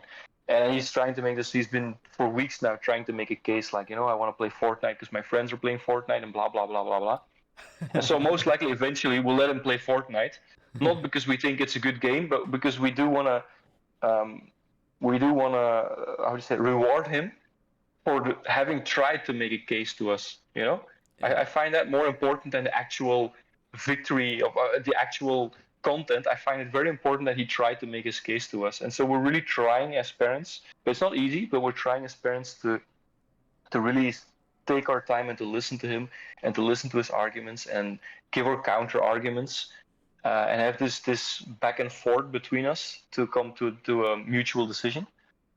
So at the moment, this discussion is the Fortnite discussion. So I find it's fun to watch him like really come up with ideas and everything. But he's still young, right? But I do. So that's something that we're trying as parents, but it's not easy. And I do remember that my parents, for instance, had a hard time doing it as well. Um, I don't think it's a generational. I think the younger generations of parents will be slightly better at that because we're more exposed to all kinds of viewpoints and things through the internet. Mm. So we're a bit more open. I like to think, I don't know if it's completely true, but I would like to imagine that younger parents are slightly more open-minded about everything. So I do think that over time this should become easier for kids to argue with their parents, also because we're used to looking up things to look at all these viewpoints. Yeah. Yeah, and also learning that we're not correct. Like our parents back in the day, they had no internet to like Yeah. double Yeah. check whether or not they were correct or whether or not their children were actually correct in their argument and things. So they just believe that they're correct and that they know better. Yeah.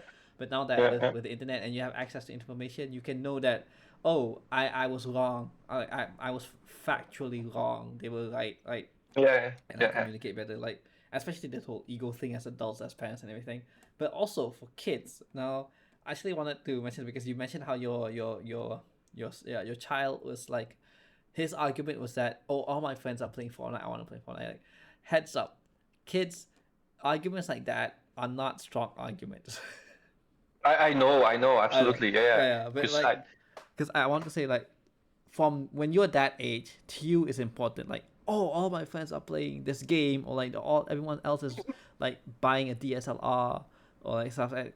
To you, it's important, but as from the perspective of an adult, it's objectively not important. But I know. I remember growing up, it was similar to me in certain ways where, well, not similar because I didn't really care for much things, for like many trends, but I can understand the perspective where when everyone else is doing where like you want to be in the crowd, like you want to be up on the trends or whatever, like but Uh, to you these things matter because you're a kid, like they matter to you, but then you need to grow up to see that oh as you get older these things really weren't important, hence that's why my parents didn't think my points were strong because yeah. they weren't really important things, they were just important to you because you were at that age where those things matter to you. Yeah, that's absolutely true. So that's for instance why this Fortnite discussion is still going on. Because if his only argument is going to be my friends play it, then he's not going to win the argument, right? He's going to have to come up with better arguments than that.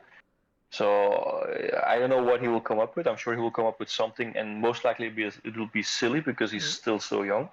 But yeah, that is I do agree with the argument that all my friends are doing it. I always give the counter argument. if all your friends jump off a cliff, do you also jump? You know, it's like the worst counter argument to get of a kid, but that's the one every parent gives them back, right? When you use that argument, Yeah. all my friends are doing it. So that's a bad argument. I totally agree. Yeah. Another So you thing, have to find better arguments. another argument. Actually, I'm gonna bring up this because I have a friend who's much older than me who also has a kid, Mm-hmm. and they're Mm-hmm. like, they was actually talking about their phone. Like they were going to buy them a new phone and everything, and his Mm-hmm. argument was like, I did all my research. I want this phone. I did like this is way better. It has like this setting, this specs, for example. And then they got the phone, and then he realized that it was because he wanted a Huawei, right? And Mm-hmm. Huawei doesn't support Google Apps anymore, and Yeah, he yeah, didn't. yeah, yeah. And because the kid's like 14, right? And the research that he did, apparently he didn't realize that Huawei doesn't support Google stuff anymore. So he was like, oh, I was like, oh, and then because he had the argument with my friend, because my friend actually did the research. It's like, no, this phone, you're not gonna want this phone. I recommend you this phone to buy this phone. It's like, no, I want this Huawei. It's the best settings, it's the best specs, and it's very and the price is everything okay and everything blah blah blah, and like because that to him those were the things that were important, right? At that moment he was thinking that those things were important. He didn't realize all the other things that he might find Yeah, yeah, yeah, more important to him, like having access to Google Play Store or like yeah, YouTube or yeah. stuff like that. And then like when he got it, like, oh, you were right. This phone is actually, I don't actually like this phone, so they had to like go return it and change it to another phone. And my friend was like, yeah, see, I told you so, but you don't listen. But yeah, and that's something we also do as parents sometimes. You know, like sometimes kids have this argument and they make this case and they want to do something, and we know it's wrong, but we still decide like, okay, you want to do that, that's fine, then go ahead and do it. And then they realize they were wrong, and so that's also as a parent very satisfying to see your kid come back to you like saying, I'm sorry, I was wrong and you were right. So it is very satisfying as a parent. But we sometimes do that, yeah, like let kids make bad decisions, yeah, again to learn from them, right? So it's fun. Yeah, and they also learn to look for the actual priorities instead of the things that they just feel like that are Yeah, important. yeah, yeah, There's a yeah, big yeah, difference between things that you feel that are important and things that are actually important. yeah, But absolutely. the thing is, you don't actually learn that until you mature. I mean, I'm sure there's definitely some prodigies out there, children who are like really brilliant and Yeah, they of mature course. really fast. But then like for the most of us, until you get, I'd say until you're like past 24 years of age, it'll be really hard for you to see things from the perspective of if you were a parent or if you were like 30 or 40. Like the perspective is very different. But once you're like 24 past, then you start seeing like the actual important things. Like, do I actually care about these specifications, these specs or whatever, or what are the things that I actually care about on Yeah, the it's phone or true. It's some? true. Yeah, Yeah, it's true. But it's because I think your brain finishes maturing by 22, 23 is when your brain is finally finished, right? yeah, Like really done. So that's when you start to, yeah, 23, 24. That's when you really start to yeah, to become an adult and to become smart. No, I don't want to say we're smart, but we've made our mistakes, so we'd yeah, like to think that we've learned from them. yeah, yeah. Uh, I know that's always like I'm betting your kid's gonna make the same mistake. Let's say like, oh, I actually remember a mistake that I made when I was a kid. So, Mhm. do you remember back when Xbox 360 and PS3 were the thing? Yeah, yeah, of course, of course. So like, I I got good grades and everything, and I wanted a console. So I like to think I did proper research because in my country Hmm. the PS3 games at the time wasn't cracked yet, so they didn't have the pirated PS3 CDs yet. So they only had pirated Xbox 3D, Xbox 360 games. So Hmm. like I mean the difference in price is like between paying $50 for a game versus paying $8 for a game. Yeah, yeah, So yeah, like yeah. that whole price difference was a huge thing for me because I didn't want Hmm. to spend so much money buying just one game, right, Yeah, for like of fifty course. bucks. But at the same time, game selection was something important to me because like uh in the PS3 they had like what, exclusives such as what was that, like Nathan Drake Uncharted at the time, Yeah, yeah, and yeah, like a yeah, bunch yeah, of yeah. other things that that, but at the time, Sony wasn't that big in it wasn't that. I mean, the PlayStation 3 was basically a not a very good console with a very good selection. Because I remember Mm-hmm. back then, like the Xbox 360 had like pretty much everything you ever want. So Mm-hmm. yeah, that was my argument for like why I wanted a 360 really bad compared to a PS3. And I was Mm-hmm. really happy with my because I feel like I did the proper research, I did the games I wanted and like the pricing and everything. Basically the support for the Xbox 360 was a lot stronger than the PS3. Mm-hmm. Uh, Yeah. Yeah. Better ones. But I completely there was one game series that completely flew over my head that I Mm-hmm. didn't realize was a PS3 exclusive. So like at that moment I was like, oh no, like they don't actually have this game for the Xbox 360. So I never got to play that game. That was I think for a long time I never got to play that game. But like it's like these things as a kid that you realize where like sometimes you really do miss these important things to you. Like you need to properly do research, but you don't know how to properly do research because you're young. Yeah. Yeah. Yeah. Absolutely. Yeah. So Yeah. I see my kids do similar things. Like they. Yeah. Yeah. Like I want that they want to play a certain game, and then it's not it's basically Switch. It's all Switch that my kids play because they're still very young. yeah, But yeah, it's fun. And sometimes they discover a game or they see an ad for a game somewhere and they want to play it, and then yeah, we don't have that console, so you don't get to play it or whatever. Yeah, it's fun to see them make those small mistakes and things like that. yeah, and like you don't realize that wait, you can't play every game on the same console. Yeah, yeah, that's true. But I remember when I was a kid, but that's a very long time ago. It was like still a 386, so it's like even before Pentium days. That's the first time I actually came in contact with PC spec requirements. And so what was that? Carmageddon, the original Carmageddon. It didn't run on my 386 because the minimum spec was a 486, and that's the first time I came into contact with like uh, spec requirements for video games. That was also a very interesting experience. So as a child, discovering that there's actually you cannot do what you want. So I was like, I don't know, 8 years old or something. So my parents didn't know anything about video games, so I did get Carmageddon. I don't know how I got my hands on it because obviously it's not a child-friendly game. I don't know if you know Carmageddon. Oh, Um, I know it. I know the series. Yeah, so it's pretty gory. Basically, you drive over a bunch of people, and you get more points the more people you drive over. Yeah, yeah. So it's really not a child friendly game. But so that was very interesting as a child to like realize like, oh Jesus, my mm, I thought I could play whatever I want and do whatever I want, and now I have this game that doesn't work.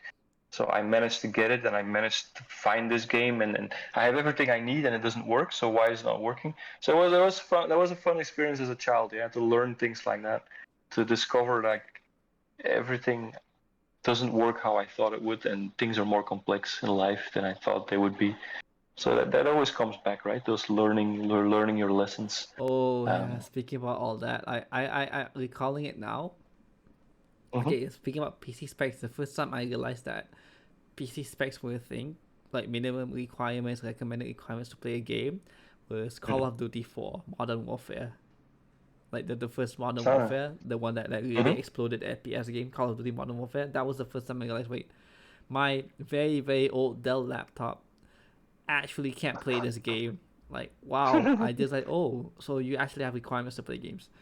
That was one. Yeah. And then obviously I understood the concept even more with like online games from Cartoon Network, Nickelodeon, the websites back then. They had like Mhm. the games on that website, and they had some requirements, and then I realized that oh, I need Adobe Flash for this game, and so on and so forth. Yeah. Like DirectX 10, DirectX 11, and also another thing was like the realization that not all games are on every console with GTA, because my friends were all playing GTA and they had a PS2 and everything. At the time, I didn't have a Mhm. PS2. I only had like Mhm. a GameCube, and I did like, oh, it's not on GameCube. So it's like okay, okay. So I guess certain consoles do get certain games. And another thing, a big thing for me that I realized a bit later was that just because the game is on different platforms doesn't mean it's the same game. Because back Yeah. then, Absolutely. I got the SpongeBob SquarePants the movie, and it came with a trial. It came with a demo for the not demo like it wasn't a trial, but like basically, if you put the CD into a computer, you can play the game. You can play the game version of the movie, the PC version of the Yeah. game. Mm-hmm. Yeah, basically, you get the idea, right? And I Yeah. played a bit of it. Then when I played the SpongeBob SquarePants the movie, the video game on PS2, it was Mm-hmm. completely different. And that's when I realized, oh, okay, They're not always the so same. Yeah. yeah, they're not always the same. Just because it's on PS2 doesn't mean it's the same. It's the same type of game that I'll play on PC. I mean, nowadays it's different because PCs and consoles are so powerful nowadays. You can have the same game on different platforms and it's the same exact game. But then that's when I realized that like the PC version might not be the same as the console version. Yeah. It was bad. Yeah. Back when I was a kid with Game Boy versions versus Super Nintendo versions versus PC versions, etc. It was really interesting sometimes to see the differences. Yeah. I Yeah. find it funny, like that now talking to you like about these old games. Like now I feel really old because you're talking about like modern warfare being your first shooter. Man, I was already in university, I think, when I played that. So Oh yeah, you're probably the same age as our family friend, because like we had some family friends, and one of their kids was in university at the time, and he had a decent laptop at the time to play that game, and like they were staying over at our house. So when I woke up in the morning, he was on the laptop playing Call of Duty 1. I was like, oh, I was like, what is this game? Like, what is it? I was like, I wanted to play it, like, because it looked so. Like, the graphics were amazing at the time, right? For the time, the graphics were yeah, they insane. They were were really really good. good, and he was playing it on multiplayer and everything. And I was a good gamer, so when he let me play it, I actually managed to get like some kills and like a decent kill streak because I was a good gamer, for somehow, because I played games so much when I was a kid. So like I understood, but That's then funny. that was when I first realized that games on PC, like they were good games on PC, and that was when I first like, oh, I don't actually have the PC specs for this game, so I couldn't play it. But I was That's funny. and then that game has been the FPS game I've been wanting to play for years, and I only got to play it like when Modern Warfare 2 came out. I finally got to play that game on like a cyber cafe that we went to. That's funny. I had the same when Doom came out, so that yeah. So for me, the first FPS I played was Doom. Also seeing a friend play that game and then like, what is that? Um, The yeah, so first it's Doom, like slightly the very first Doom. yeah, yeah, the very first Doom. So yeah, slight age difference there, Yeah, yeah. Because for me but it that's was, fine. yeah, I think it was Doom 3 or Doom 4. I think Doom 4. I think it was Doom 4 for me. That was Uh, like really big when uh, I went to like the electronic shop, and they had this massive like gaming monitor, and like all the young adults were sitting on the PC playing it. I was like, what is this? It was Doom 4. I was like, oh boy. It was like really yeah, for scary me it for was me. the 2D Doom, right? The original one, Yeah, the the 2D one. original Doom. Yeah, but it was also scary back then. You know, it looked really good back then because I was not used to anything better. So yeah, Oh yeah, I mean back then funny. graphics were like pretty insane for that time. Like, wow, this is so cool. But now like you have Yeah, like literally you can see ants crawling on trees in like Horizon Zero Dawn. Like, oh my god, graphics have come yeah, such a long way. it's really cool. Yeah, because I do remember like playing the very first Tomb Raider and really being impressed by how good that game looked. And if you look at it now, it looks horrible, right? It's just a bunch of squares. Polygons. Yeah, it's but it's fun. It's fun. I have memories of like old games that I played, and in my mind they look amazing. So I purposely don't play them again, Oh just to yeah. keep the memory alive. Oh yeah, Just to keep the memory that those games look great. I realized that old games actually do how do I explain this? So old games back then we played them on like the CRT TV, right? Mm-hmm.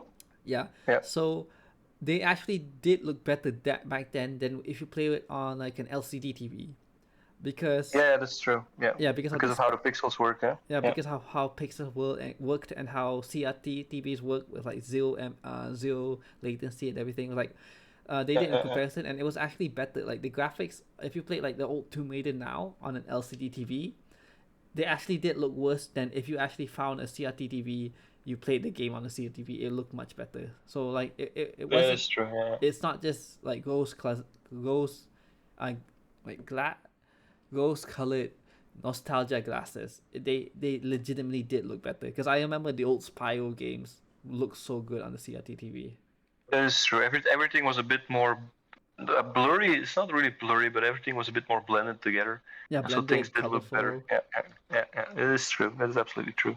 But I'm still happy that games look so much better now on flat screens, on LCDs and whatever.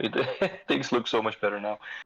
Oh So yeah, it's things look nice. so good that you're starting to yeah, that you start to worry about, can I even run it in this quality? Can my graphics Yeah. cards even handle this? Oh my god. That's the benefit of being an adult. My graphics cards can handle it because once you're an adult, you get money and you get fun money, stuff you can spend on fun stuff. Oh yeah, yeah. So that's That's also a actually nice something thing. like I was actually going out with like a friend and my cousin today to like go to the PC center of our country because we live Mhm. nearby it, and we were just like going to look up some stuff. And on the way there, I was like, you know what, like being an adult sucks. Like you have so much responsibility. You have to study. You have to go to work. You have taxes. You have to think about buying a house, blah blah blah, all that stuff. But especially when you're single, because my friend is he's planning to move out and he's single and everything. Like the best thing about being an adult and being single is that all the money that you have, aside from like paying rent and everything, like it's all fun money. You get to buy whatever you want. That is true. That does go away a little bit when you have kids. So you do lose some fun money because you get more responsibility. Yeah. But there is still some fun money, right? If you budget it correctly. So that is nice. That like you don't worry about spending $50 on a game because it's just $50. It's not the end of the world. So that Yeah. is that is that is true. When I was a kid, buying a new game was this whole budgetary challenge to find the money to buy it. And now it's just like if I want it, I'll just buy it, and whatever, I'll just buy it because I want to play it. I want to play it. So that's nice about being an adult. Yeah, and if you don't You get like the it, responsibility, you but can just refund it or whatever. yeah, that's it. Or you put it aside, and you buy something else. It is what it is. Yeah. Yeah, like you said, like as a kid, I remember so well. Like if I wanted to buy something, or like there was this event I wanted to attend, like an anime event I wanted to attend, and like I wanted to buy stuff there. My whole budgeting was like, okay, is there anything that I can sell for like quick cash? I tried to like kind of whatever, clothes, gadgets, or like knickknacks or whatever that I could sell. And then the rest was like, okay, how many days of school or how many weeks of school can I go without eating? So like my parents would give me lunch money or whatever, and then like I like they gave me like $5 for lunch money, and I not spend $5 at all. I just stay hungry, or feed off some friends who didn't finish off their food, like, or your food, you didn't finish off your food, let me have some. I'll just finish. I just survive off that just to save $5 every day, to save up money to spend on some anime merch or some games or whatever. Like it was a struggle back then. But the best part about that struggle, it actually does teach kids, especially Yeah, yeah, it teaches you how absolutely. to manage your money, how important money can be, and like how you actually need to put in effort to like collect some money. That's true because I think that's one of the big mistakes that the school system makes is that they don't teach kids about money. So the school system doesn't teach kids how to handle money, how to deal with money, how to properly invest money. And I Mm-hmm. think it's important that you learn to do that from a young age if you can. So by doing correct saving or by saving for your video games or whatever. Yeah, it's something the school system should do more. So we try to do it as parents a little bit. Well, our kids are still a bit too young to really deal with money that way. But it is something we plan on doing when they get older, is to make sure that they have to learn to handle their money in a semi-responsible way.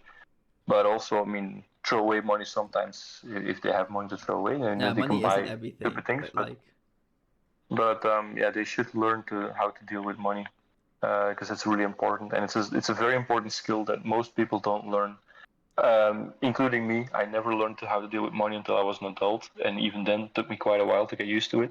oh yeah, because Um, I was like, what was like environment? Yeah, I wanted to say like it's a great thing, that it's a very good thing that you're doing, like you're teaching your kids how to manage money now, because I think mhm, for me, for my situation, the reason why at a very young age I was like very money conscious was because mhm. like we were immigrants, right?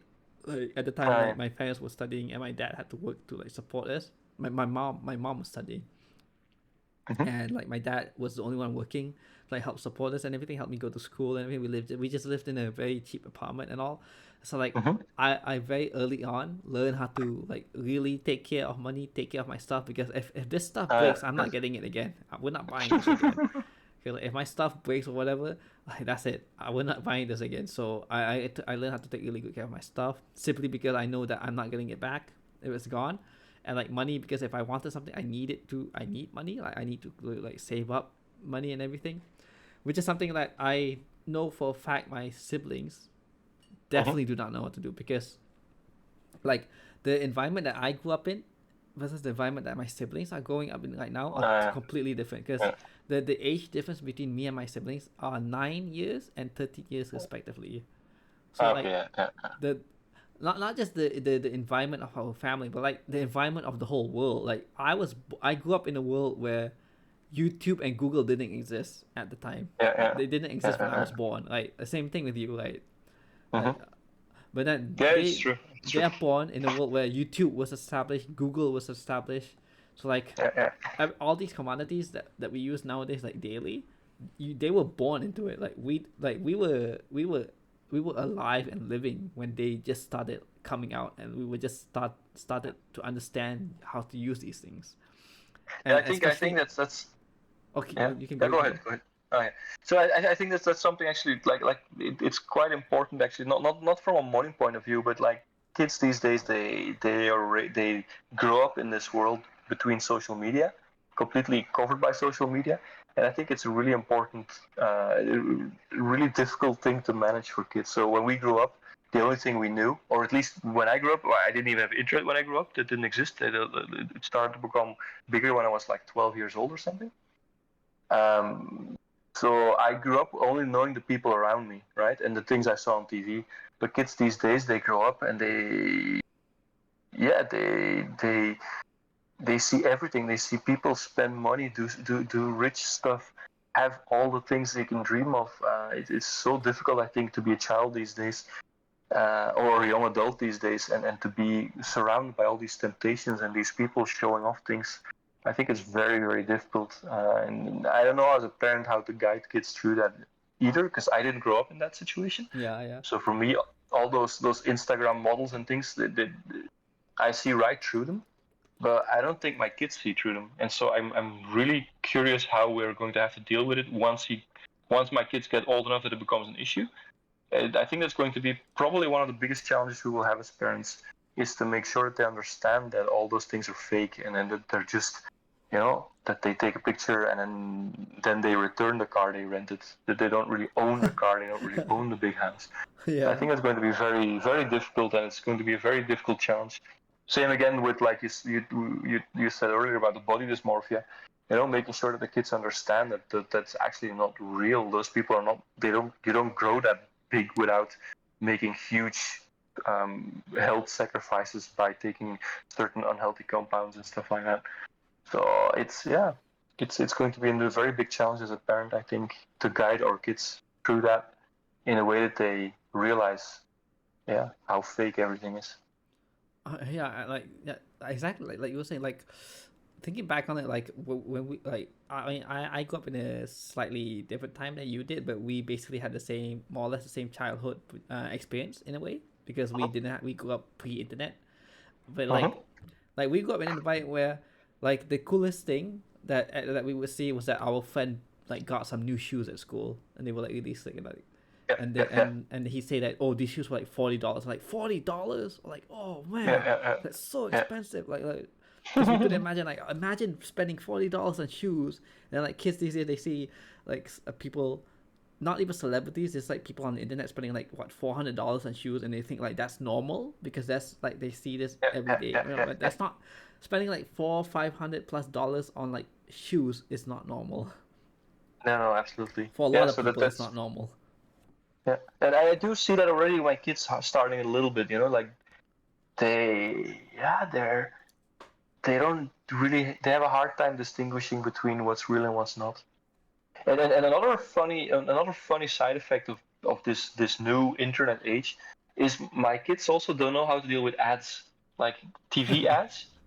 Because we grew up watching TV ads, right? And it was just Yeah, basically a break to go to the toilet or to get some food or something. yeah. But my kids basically only watch Netflix and YouTube. But we have YouTube, what is it, YouTube Premium, so we don't have ads on YouTube either. So they basically never see ads in their life. And so when they watch TV, which we actually don't watch that much, but when they watch TV and they see an ad, it's always they're so like, wow, Dad, you have to look at that. You have to buy it because it's amazing. Look how good that works. Yeah, dude, but it's an ad. And it's funny how they don't really understand how fake and how, I mean, yeah, ads are just trying to sell you something. It's a funny side effect of living in this internet world where you can get rid of all ads through some blocks or like server. I mean, yeah, I have the whole system set up here that blocks most ads except on TV. And it's very funny to watch how they have no idea how to deal with ads because they don't, yeah, they never learned to become like immune to them like we did. So Oh yeah. that's a very funny little thing to watch them, yeah, be Also, excited by ads. like the fact that you can't actually pause TV. Like Yeah, it's if also you, something that they don't understand at all. Yeah. yeah, I mean, don't get me wrong. Like being able to pause your shows nowadays is like amazing. Like Yeah. I can actually go to the bathroom without missing anything. But like by then it was like, where's the ad? When's the ad coming? Yeah. Okay, Yeah. Yeah. okay, Yeah. nice. Yeah. It's this. Is this? I know this ad is like a minute and a half. That's like enough Yeah. time for me to Yeah. rush to the bathroom and like wash my hands Yeah. and then Yeah. get Yeah. back. Yeah. Yeah, the bathroom rush, that's something they don't have because they just pause it and they take their time. It's really funny. Oh Yeah, yeah, there, this. there's a few things that are funny to watch. Like if you grew up pre-internet and post-internet, there's a few funny changes. It is. We're in a very fortunate position that we have both of those, right? We have both of those experiences. Yeah, we can appreciate not having internet and we can appreciate having the internet. Like a lot of the things that the internet Yeah. provides now, it's like I can't imagine like kids like this generation born into the internet. They will never they it's very unlikely for them to ever experience having to use an actual paper map to find their way when they're driving or whatever, and like Oh how yeah, yeah, horrendously hard it is to like just have to drive around and hope that you're going in the right direction, or like having to yeah, stop by and like look at landmarks or ask people like how do I get here, how yeah. do I get here, and hoping their instructions are right. That's true. Yeah, that brings back memories. Yeah, yeah. I hope that never comes back because that was horrible. Oh, that was horrible. Like people having to find their way, like it was hard. Like having a GPS to tell you exactly where to go, even by walking. Like Google Maps actually has like walking option to show you Yeah, where to walk to get to your yeah. destination. I'm like, oh my god, GPS is so useful. But it's. I grew up even before cell phones. Yeah. So cell phones started coming up when I was in my puberty. So it was really interesting even to meet up with friends, right? Basically, you called them on their home phone. You made an appointment, like let's meet up at 3 o'clock there or at 8 o'clock there, and then you were there, and you just had to hope that your friend would be there because if they Yeah, yeah, didn't yeah. show Same, up, same, same. yeah, I there's remember. I no remember way that. to contact them. Yeah, I remember that. We were. I think when I was going to elementary, phone lines were just becoming a thing. Like those old big phone books, and like you call them like, okay, dude, I'm gonna call you at like around 2:30 p.m. after lunch or whatever, and then we're gonna plan like for tomorrow, like what time we want to go and everything. And then we'll tell our parents and everything, and then we're gonna try and convince our parents to let us meet up at like XY time or whatever, and like, man. But I mean, it's great that in those times it forces you to have a communication, like a type of communication that you're not gonna have nowadays. Yeah, that's true. That's true. Like you had to It confront. has upsides as well. Yeah, Yeah. absolutely. Like imagine back then, like nowadays you can know everything about your friend without ever meeting their parents, right? But like imagine Yeah. remember back then where when you wanted to call them, Mm-hmm. you had to talk to their parents. That's true. It's true. Like Oh the yeah. dad Oh, or that the was. mom will pick up and it's like, hello, Mr. Jacob, can I talk to, especially if we were calling a girl or whether, can I please talk to Stephanie? We want to talk Yeah. about our Oh school my God. project. That was so. Yeah. Yeah. That's. Yeah. Kids these days, from that point of view, they're very lucky that you don't have to go through that um, uncomfortable discussion with the father of your girlfriend. That was. Ooh, that was not fun. Yeah, but on the bright side, like it teaches you that you need to confront people, like you need to talk to people and confront them. Like, but nowadays, like Absolutely, that's true. you That's can true. avoid so much confrontation. It's like I wouldn't say they're like mentally weaker now, but I would say that they're like because they can avoid confrontation so much nowadays that like they never learn how to confront people in a Yeah, way. there's certainly downsides to this new way of talking to people Yeah, and this new way of communication. It has a lot of upsides, but there's certainly some very big downsides as well. So yeah, it'll be interesting to see how this generation grows up and how we as parents, or you as maybe as a future parent, how we'll deal with that and how we'll guide our kids through that. It'll be very interesting. yeah. I just want my kids are smart. Or like I'm gonna make sure they're smart. Like, because man, I know a lot of things. Like I'm not a parent, but like because of my age difference between my siblings, I can pretty much like predict what my kids are gonna be like based on how my siblings are growing up. Because like 9 and 13 years respectively between me and my siblings, right? My first sibling and my Yeah, second sibling, like that's a huge age gap, right? yeah, absolutely.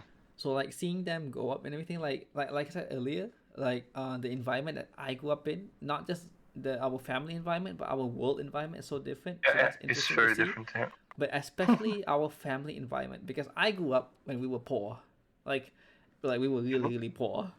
So I have like a big appreciation for money and spending and everything like that, right? Like and like my the stuff Yeah. that I own, like I take very good care of the stuff that I own.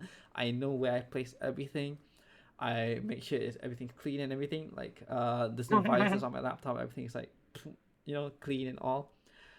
And then when it comes to them, they're like, oh, like I don't know how many times my younger brother has like had to replace something that he owned, like some tech, like some mouse or whatever that he owned.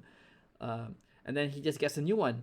And like he talks to my mom, like my mom complains and everything and all, but then she does buy him another mouse or whatever, or like my younger sister, like Mhm. um if she like whines enough, my parents are gonna buy her some ice cream, the ice cream that she wants, or like especially ordering food nowadays. Like I could not imagine like eating out or like eating at a restaurant, because we grew up poor, so it was all cooked food and everything. But then like Yeah. or like she complains like she doesn't want to eat home, like she doesn't want to eat the food that we have at home or whatever. She wants to eat McDonald's or everything, and then eventually they cave in, and then they order McDonald's, and then in like 15 minutes McDonald's arrives, and then she gets to eat McDonald's with some ice cream or whatever. Like, man, you I have it I so do, easy. but I do recognize, yeah, what you're saying. So we do honestly as parents. So we also grew up like that. Like things were just much more simple when me and my wife grew up, right? Because it's quite a while ago. Yeah, like But for whatever food you had at home, that's what you're eating. That's it, right? Yeah. And now we do actually do the same thing. So when our kids have this, like, we want to eat McDonald's or whatever, sometimes as a parent it's just easier to go like, yeah, okay, whatever, we'll just eat McDonald's so we don't have to deal with you crying. Just get your McDonald's and stop crying. So it is true that even as parents now, it's much easier because you can just shut your kids up quicker. But it's not ideal because as a parent, we probably also give in too quickly to the kids' demands Yeah. because there's so many simple ways to make your kids stop crying and stop complaining. And it just saves you so much headaches to not make a point about the food and just give them what they want. Or, they broke their mouse and, like, okay, you broke your mouse and we'll punish you, but in 2 days we'll just get you a new one because it's easier than to deal with you screaming about your mouse the whole time. Yeah. So it's things like that it is true that I don't know, it's difficult as a parent because I would you say want like to do what's right. yeah, But I would say my advice is definitely don't do what's easy, but do what's right. Because what's right is to like yeah, you need to put up with your kids crying, and they need to learn to just deal with it. Like, hey, you know what? Sometimes you don't get what you want in life. Sometimes you're not gonna eat McDonald's tonight just because you're crying. Like, deal with it. There's food at yeah, home. Eat food at home. I, Get I, put up I with it. totally agree because that's very you're 100% right, but it's something everyone without kids say. But once you get kids, sometimes you're so tired that you just give in, unfortunately. I understand. I understand. Like sometimes you just don't So want to deal with it, and I do absolutely agree what you're saying, right? And normally our point is if we're not tired, our point is like you broke it, that's your problem. But sometimes, as a parent, you're so tired that you just go, like, okay, sure, whatever. Just get your McDonald's and just let me sit down on the sofa and relax for a bit because I'm exhausted. Oh yeah, I totally So it understand. is, yeah. Yeah, but it's just like, and at the same time, as parents, you don't want your kids to starve themselves because they just refuse to eat the food at home. Like you want them to eat. You don't want them to like starve themselves, get some gastritis, and then vomit or whatever, puking because they refuse to eat. They were stubborn and they just refuse to eat. Like I definitely get it. I definitely get it because it's a balance, right? Like you want to Yeah, give your kids what they want, obviously, because you want them to be happy. But at the same time, for them to understand and appreciate their happiness, they need to understand hardship yeah, as well. yeah, that's it. And that's a very difficult balance sometimes as a parent, to find this balance between like not being too strict but being strict enough. It is an interesting challenge at times, absolutely. Yeah. So like, talking about like kids, I find it really fun to talk about kids and my parents because like I do see my siblings as like much younger than me and I treat them as like kids as well. Mm-hmm. And to them I just like think of it as like a practice run in a way of how I would deal with my kids when they're like 5 or 6 years old and when they're teenagers, like how would I deal Mm-hmm. with it when if it came to me and like to prep for that mentally and everything, and like Yeah. situationally in my head like running simulations like possible outcomes. But like for you personally, like what do you have like any regrets when you were younger? Regrets as a kid when I was younger. Yeah, maybe something that in elementary school, maybe you regretted not talking to your teacher that you wanted to go to the bathroom and you just peed your pants there. Or maybe as a teenager, you regretted not maybe confessing to the girl you liked at the time. Um, no, I don't really have regrets like that.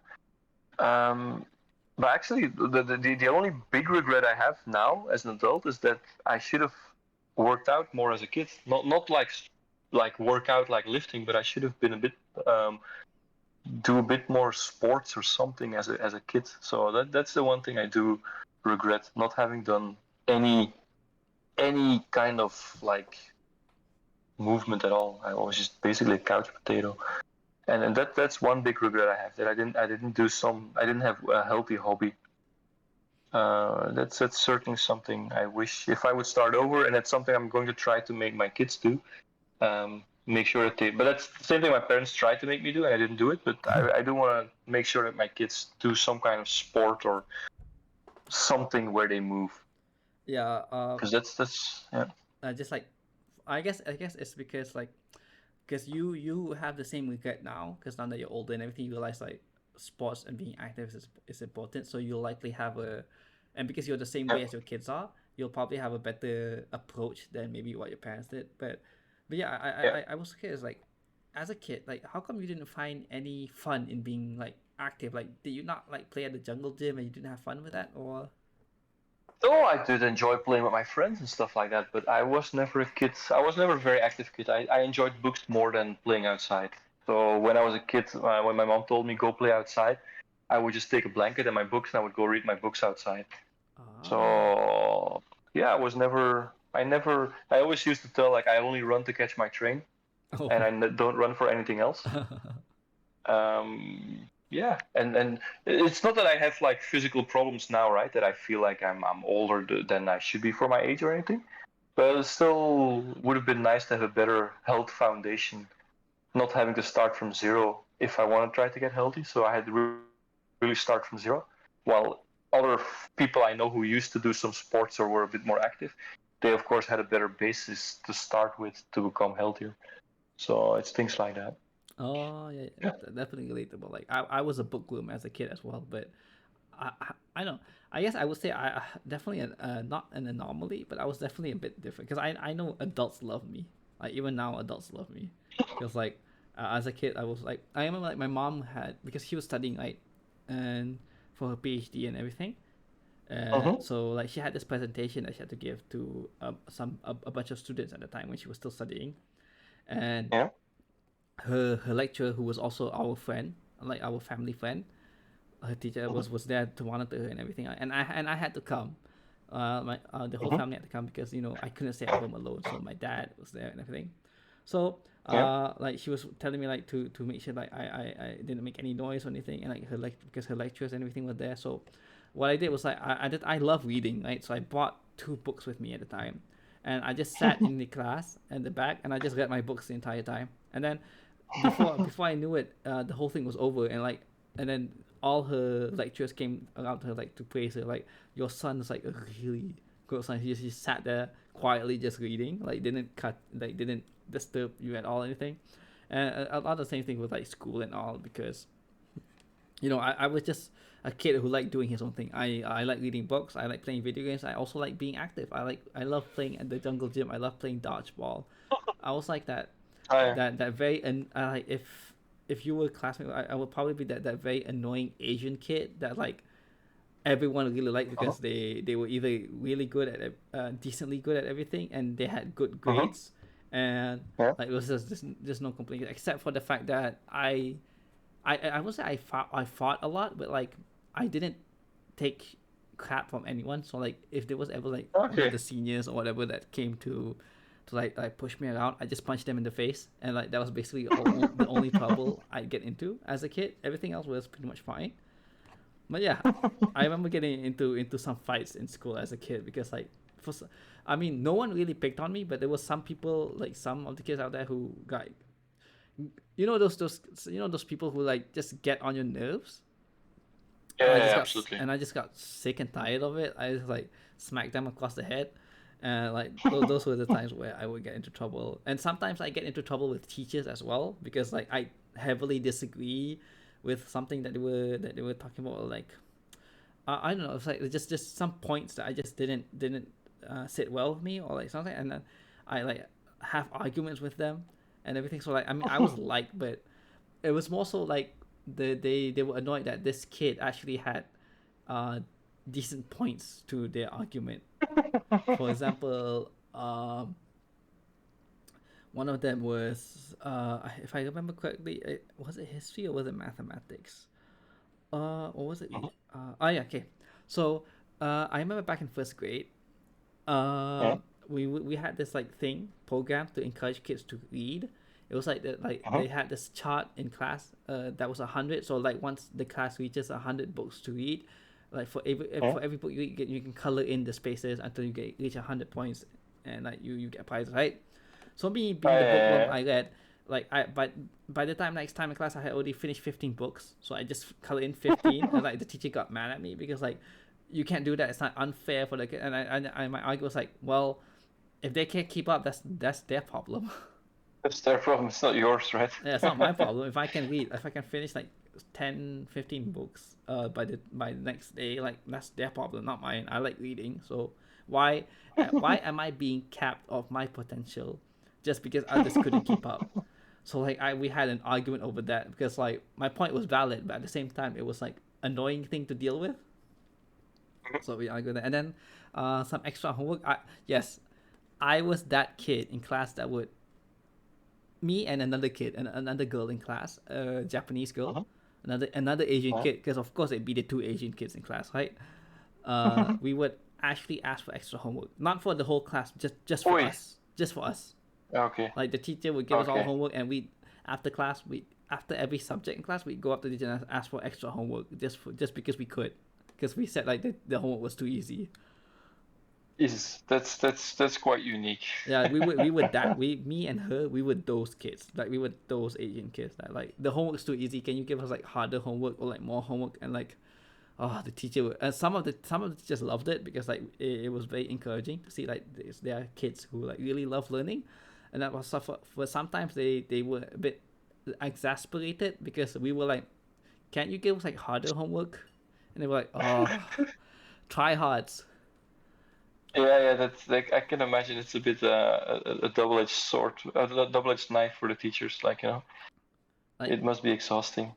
yeah, yeah, these kids love learning. That's great, but also like, can they not like be so dry hard? Like, Yeah, yeah, that's it, right?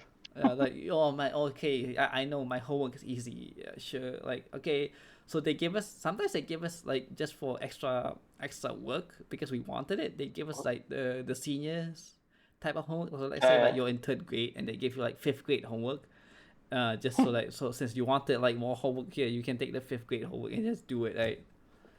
That's Yeah, we were yeah. those kids. I can tell you, I've never asked for extra homework.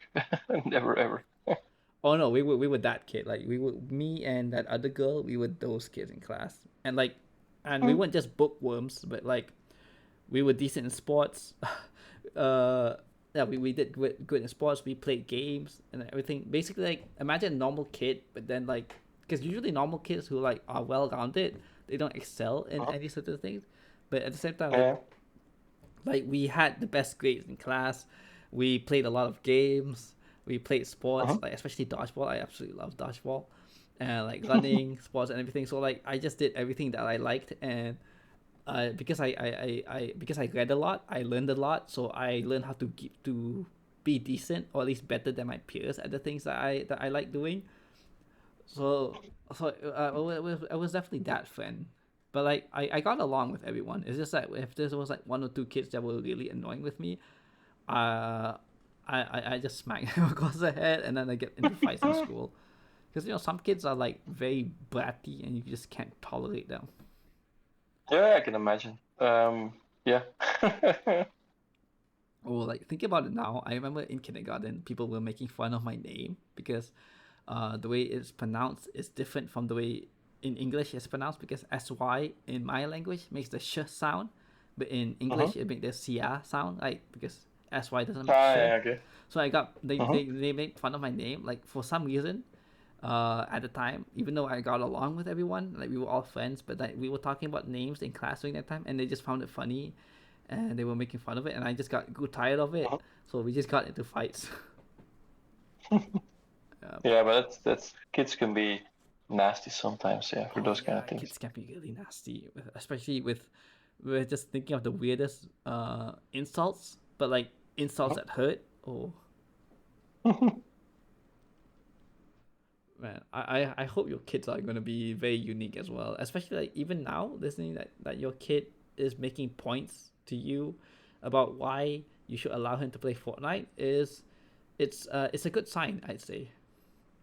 Yeah, but he's not. He's just a very. I'm not too worried about that. He's a very middle of the pack kind of child. Yeah, he'll be fine. I think he has lots of friends, and he's doing okay-ish in school, but not. He could do better, but it's fine. It's fine. I mean, it's fine. Being normal is underrated. Yeah, yeah, that's it. He's going to be very normal. I was a normal kid, except that I didn't do any sports, but I was a normal kid. Uh, it looks at the moment that my three kids are also very normal kids. So like they'll have their friends, they'll have their life, they'll grow up. I'm not too worried about them at the moment. They'll have their stress points, they'll have their things they're worried about. So yeah. Oh no, that's so good. Like the world pushes you to be so special or whatever like excel in something so much. Like being normal is so underrated. Like the best Yeah, thing about absolutely. being normal is that you don't have to worry about things that if you were like really really good at something you don't have to worry about. You don't have to worry about hitting that 900 pound squat in a competition because you're normal. You're not gonna hit a 900 pound squat, so who cares? Uh, Yeah, that's it, right? Yeah, or like absolutely.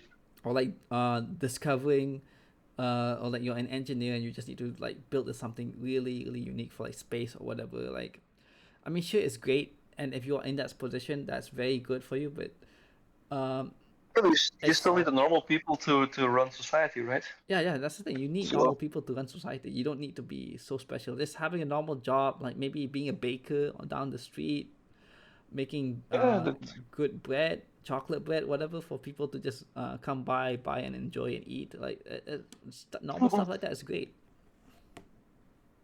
yeah, absolutely. I totally agree. I think being normal is underrated and being unique is absolutely overrated. Absolutely, totally agree. Yeah, I'm sure you can stand out, but being unique comes with its own burdens that only you only you are going to handle them, and only you can relate because everyone else is normal. They can't relate with your unique Yeah, problems. that's it. That's it. Yeah, absolutely. Oh wait, look at the time. It's actually past 2 hours now. Yeah, yeah. It's It's getting late here. Oh yeah, I forgot you're like an hour ahead of me as well. Like I think it's a good time to end it here. Like I think we had some really good discussions, wouldn't you say? Yeah, it was a fun talk. It was absolutely a fun talk. I had a good time. Yeah, I'm glad that because like some of the other guests have said that like for some reason talking with me they just start talking a lot and like I don't know they feel comfortable and I hope I also got you to feel comfortable as well during the whole episode. Yeah, absolutely. I was yeah, it was really nice talking to you. I had a really good time. It was cool to talk about like a bit fitness related things and also just to talk about yeah, growing up and being kids, being adults, being parents. It was a really fun talk. Absolutely. Oh yeah, Thank you. yeah. Oh, you're welcome. Like, no, thank you. Like, thank you for like agreeing to like come on. I know this is like a bit hard on you because you want to stay private and everything, but like I'm glad that you decided to like give it a chance. And I had a ton of Hmm. fun talking about you. Like even though your childhood was definitely a bit different than mine because you're older, but like being able to relate with a lot of stuff is just like very nice to just Yeah, it's talk true. about. It's true. Yeah. So Absolutely. I won't keep you any longer. So just saying, like, do you have anyone to shout out to? Anyone that you want to say, like, thank you to maybe your parents for like bringing you up or whatever. Anyone in the server who helped you in your fitness journey or form check or got you on a program or something. Uh, yeah, no, the biggest shout out is to my wife, right? 'Cause she allows me to do all this stuff. Once the kids are asleep, she allows me to go to the gym and everything. She could also just say like, just don't leave the house, stay here. So I'm very grateful for all the support she gives me in that. So absolutely, Uh, yeah. Thanks to my wife. A lot of it is thanks to her, to her, thanks to her help and everything. Yeah, absolutely. oh yeah, definitely. Like finding a good partner is definitely a dream to have. And Yeah, yeah, it's very obviously, important. thank you to Picturefit for creating such a wonderful community, for having so many great people in this community that we can learn from and just discuss things with, like from all aspects of life. Yeah, Thank you, Firipu, for coming on to this episode. Who else? yeah. I mean, technically, Picture Fit is the main man, but also thanks to Paul for like creating the server and everything, for giving him the idea to even create the server in the first place. Thanks to everyone in the server and anyone who comes across this episode for listening. I hope you enjoyed the whole thing. Like and subscribe and hit that bell button for more. Obviously, yay! Don't forget to check out Picture Fit's own socials, his Twitter, his YouTube, and his Instagram, and obviously join the Discord if you're not from the Discord and you come to the episode. Oh yeah, let's close off with his standard or his trademark phrases. Firipu, you can pick whichever one you want. Sorry, the center phrase from Picturefit? Yeah, I mean, you've watched his videos, right? So you know he has his own trademark. Uh, Oh, I watched his videos, but honestly, it's been quite a while since I watched one. I've binge watched quite a few of them, but it's been, I could not tell you his trademark phrase at the moment. I'm really sorry. oh yeah, but well, it depends. Yeah, Ah, it's true. He says that, right? yeah, it depends, and That's be true. sure to get your protein. So yeah, Yeah, be sure to get your protein. That's important. yep, definitely important. And we'll end it off here. Bye bye, everyone. Thank you for Okay, listening. okay. Bye. Thank you. Bye.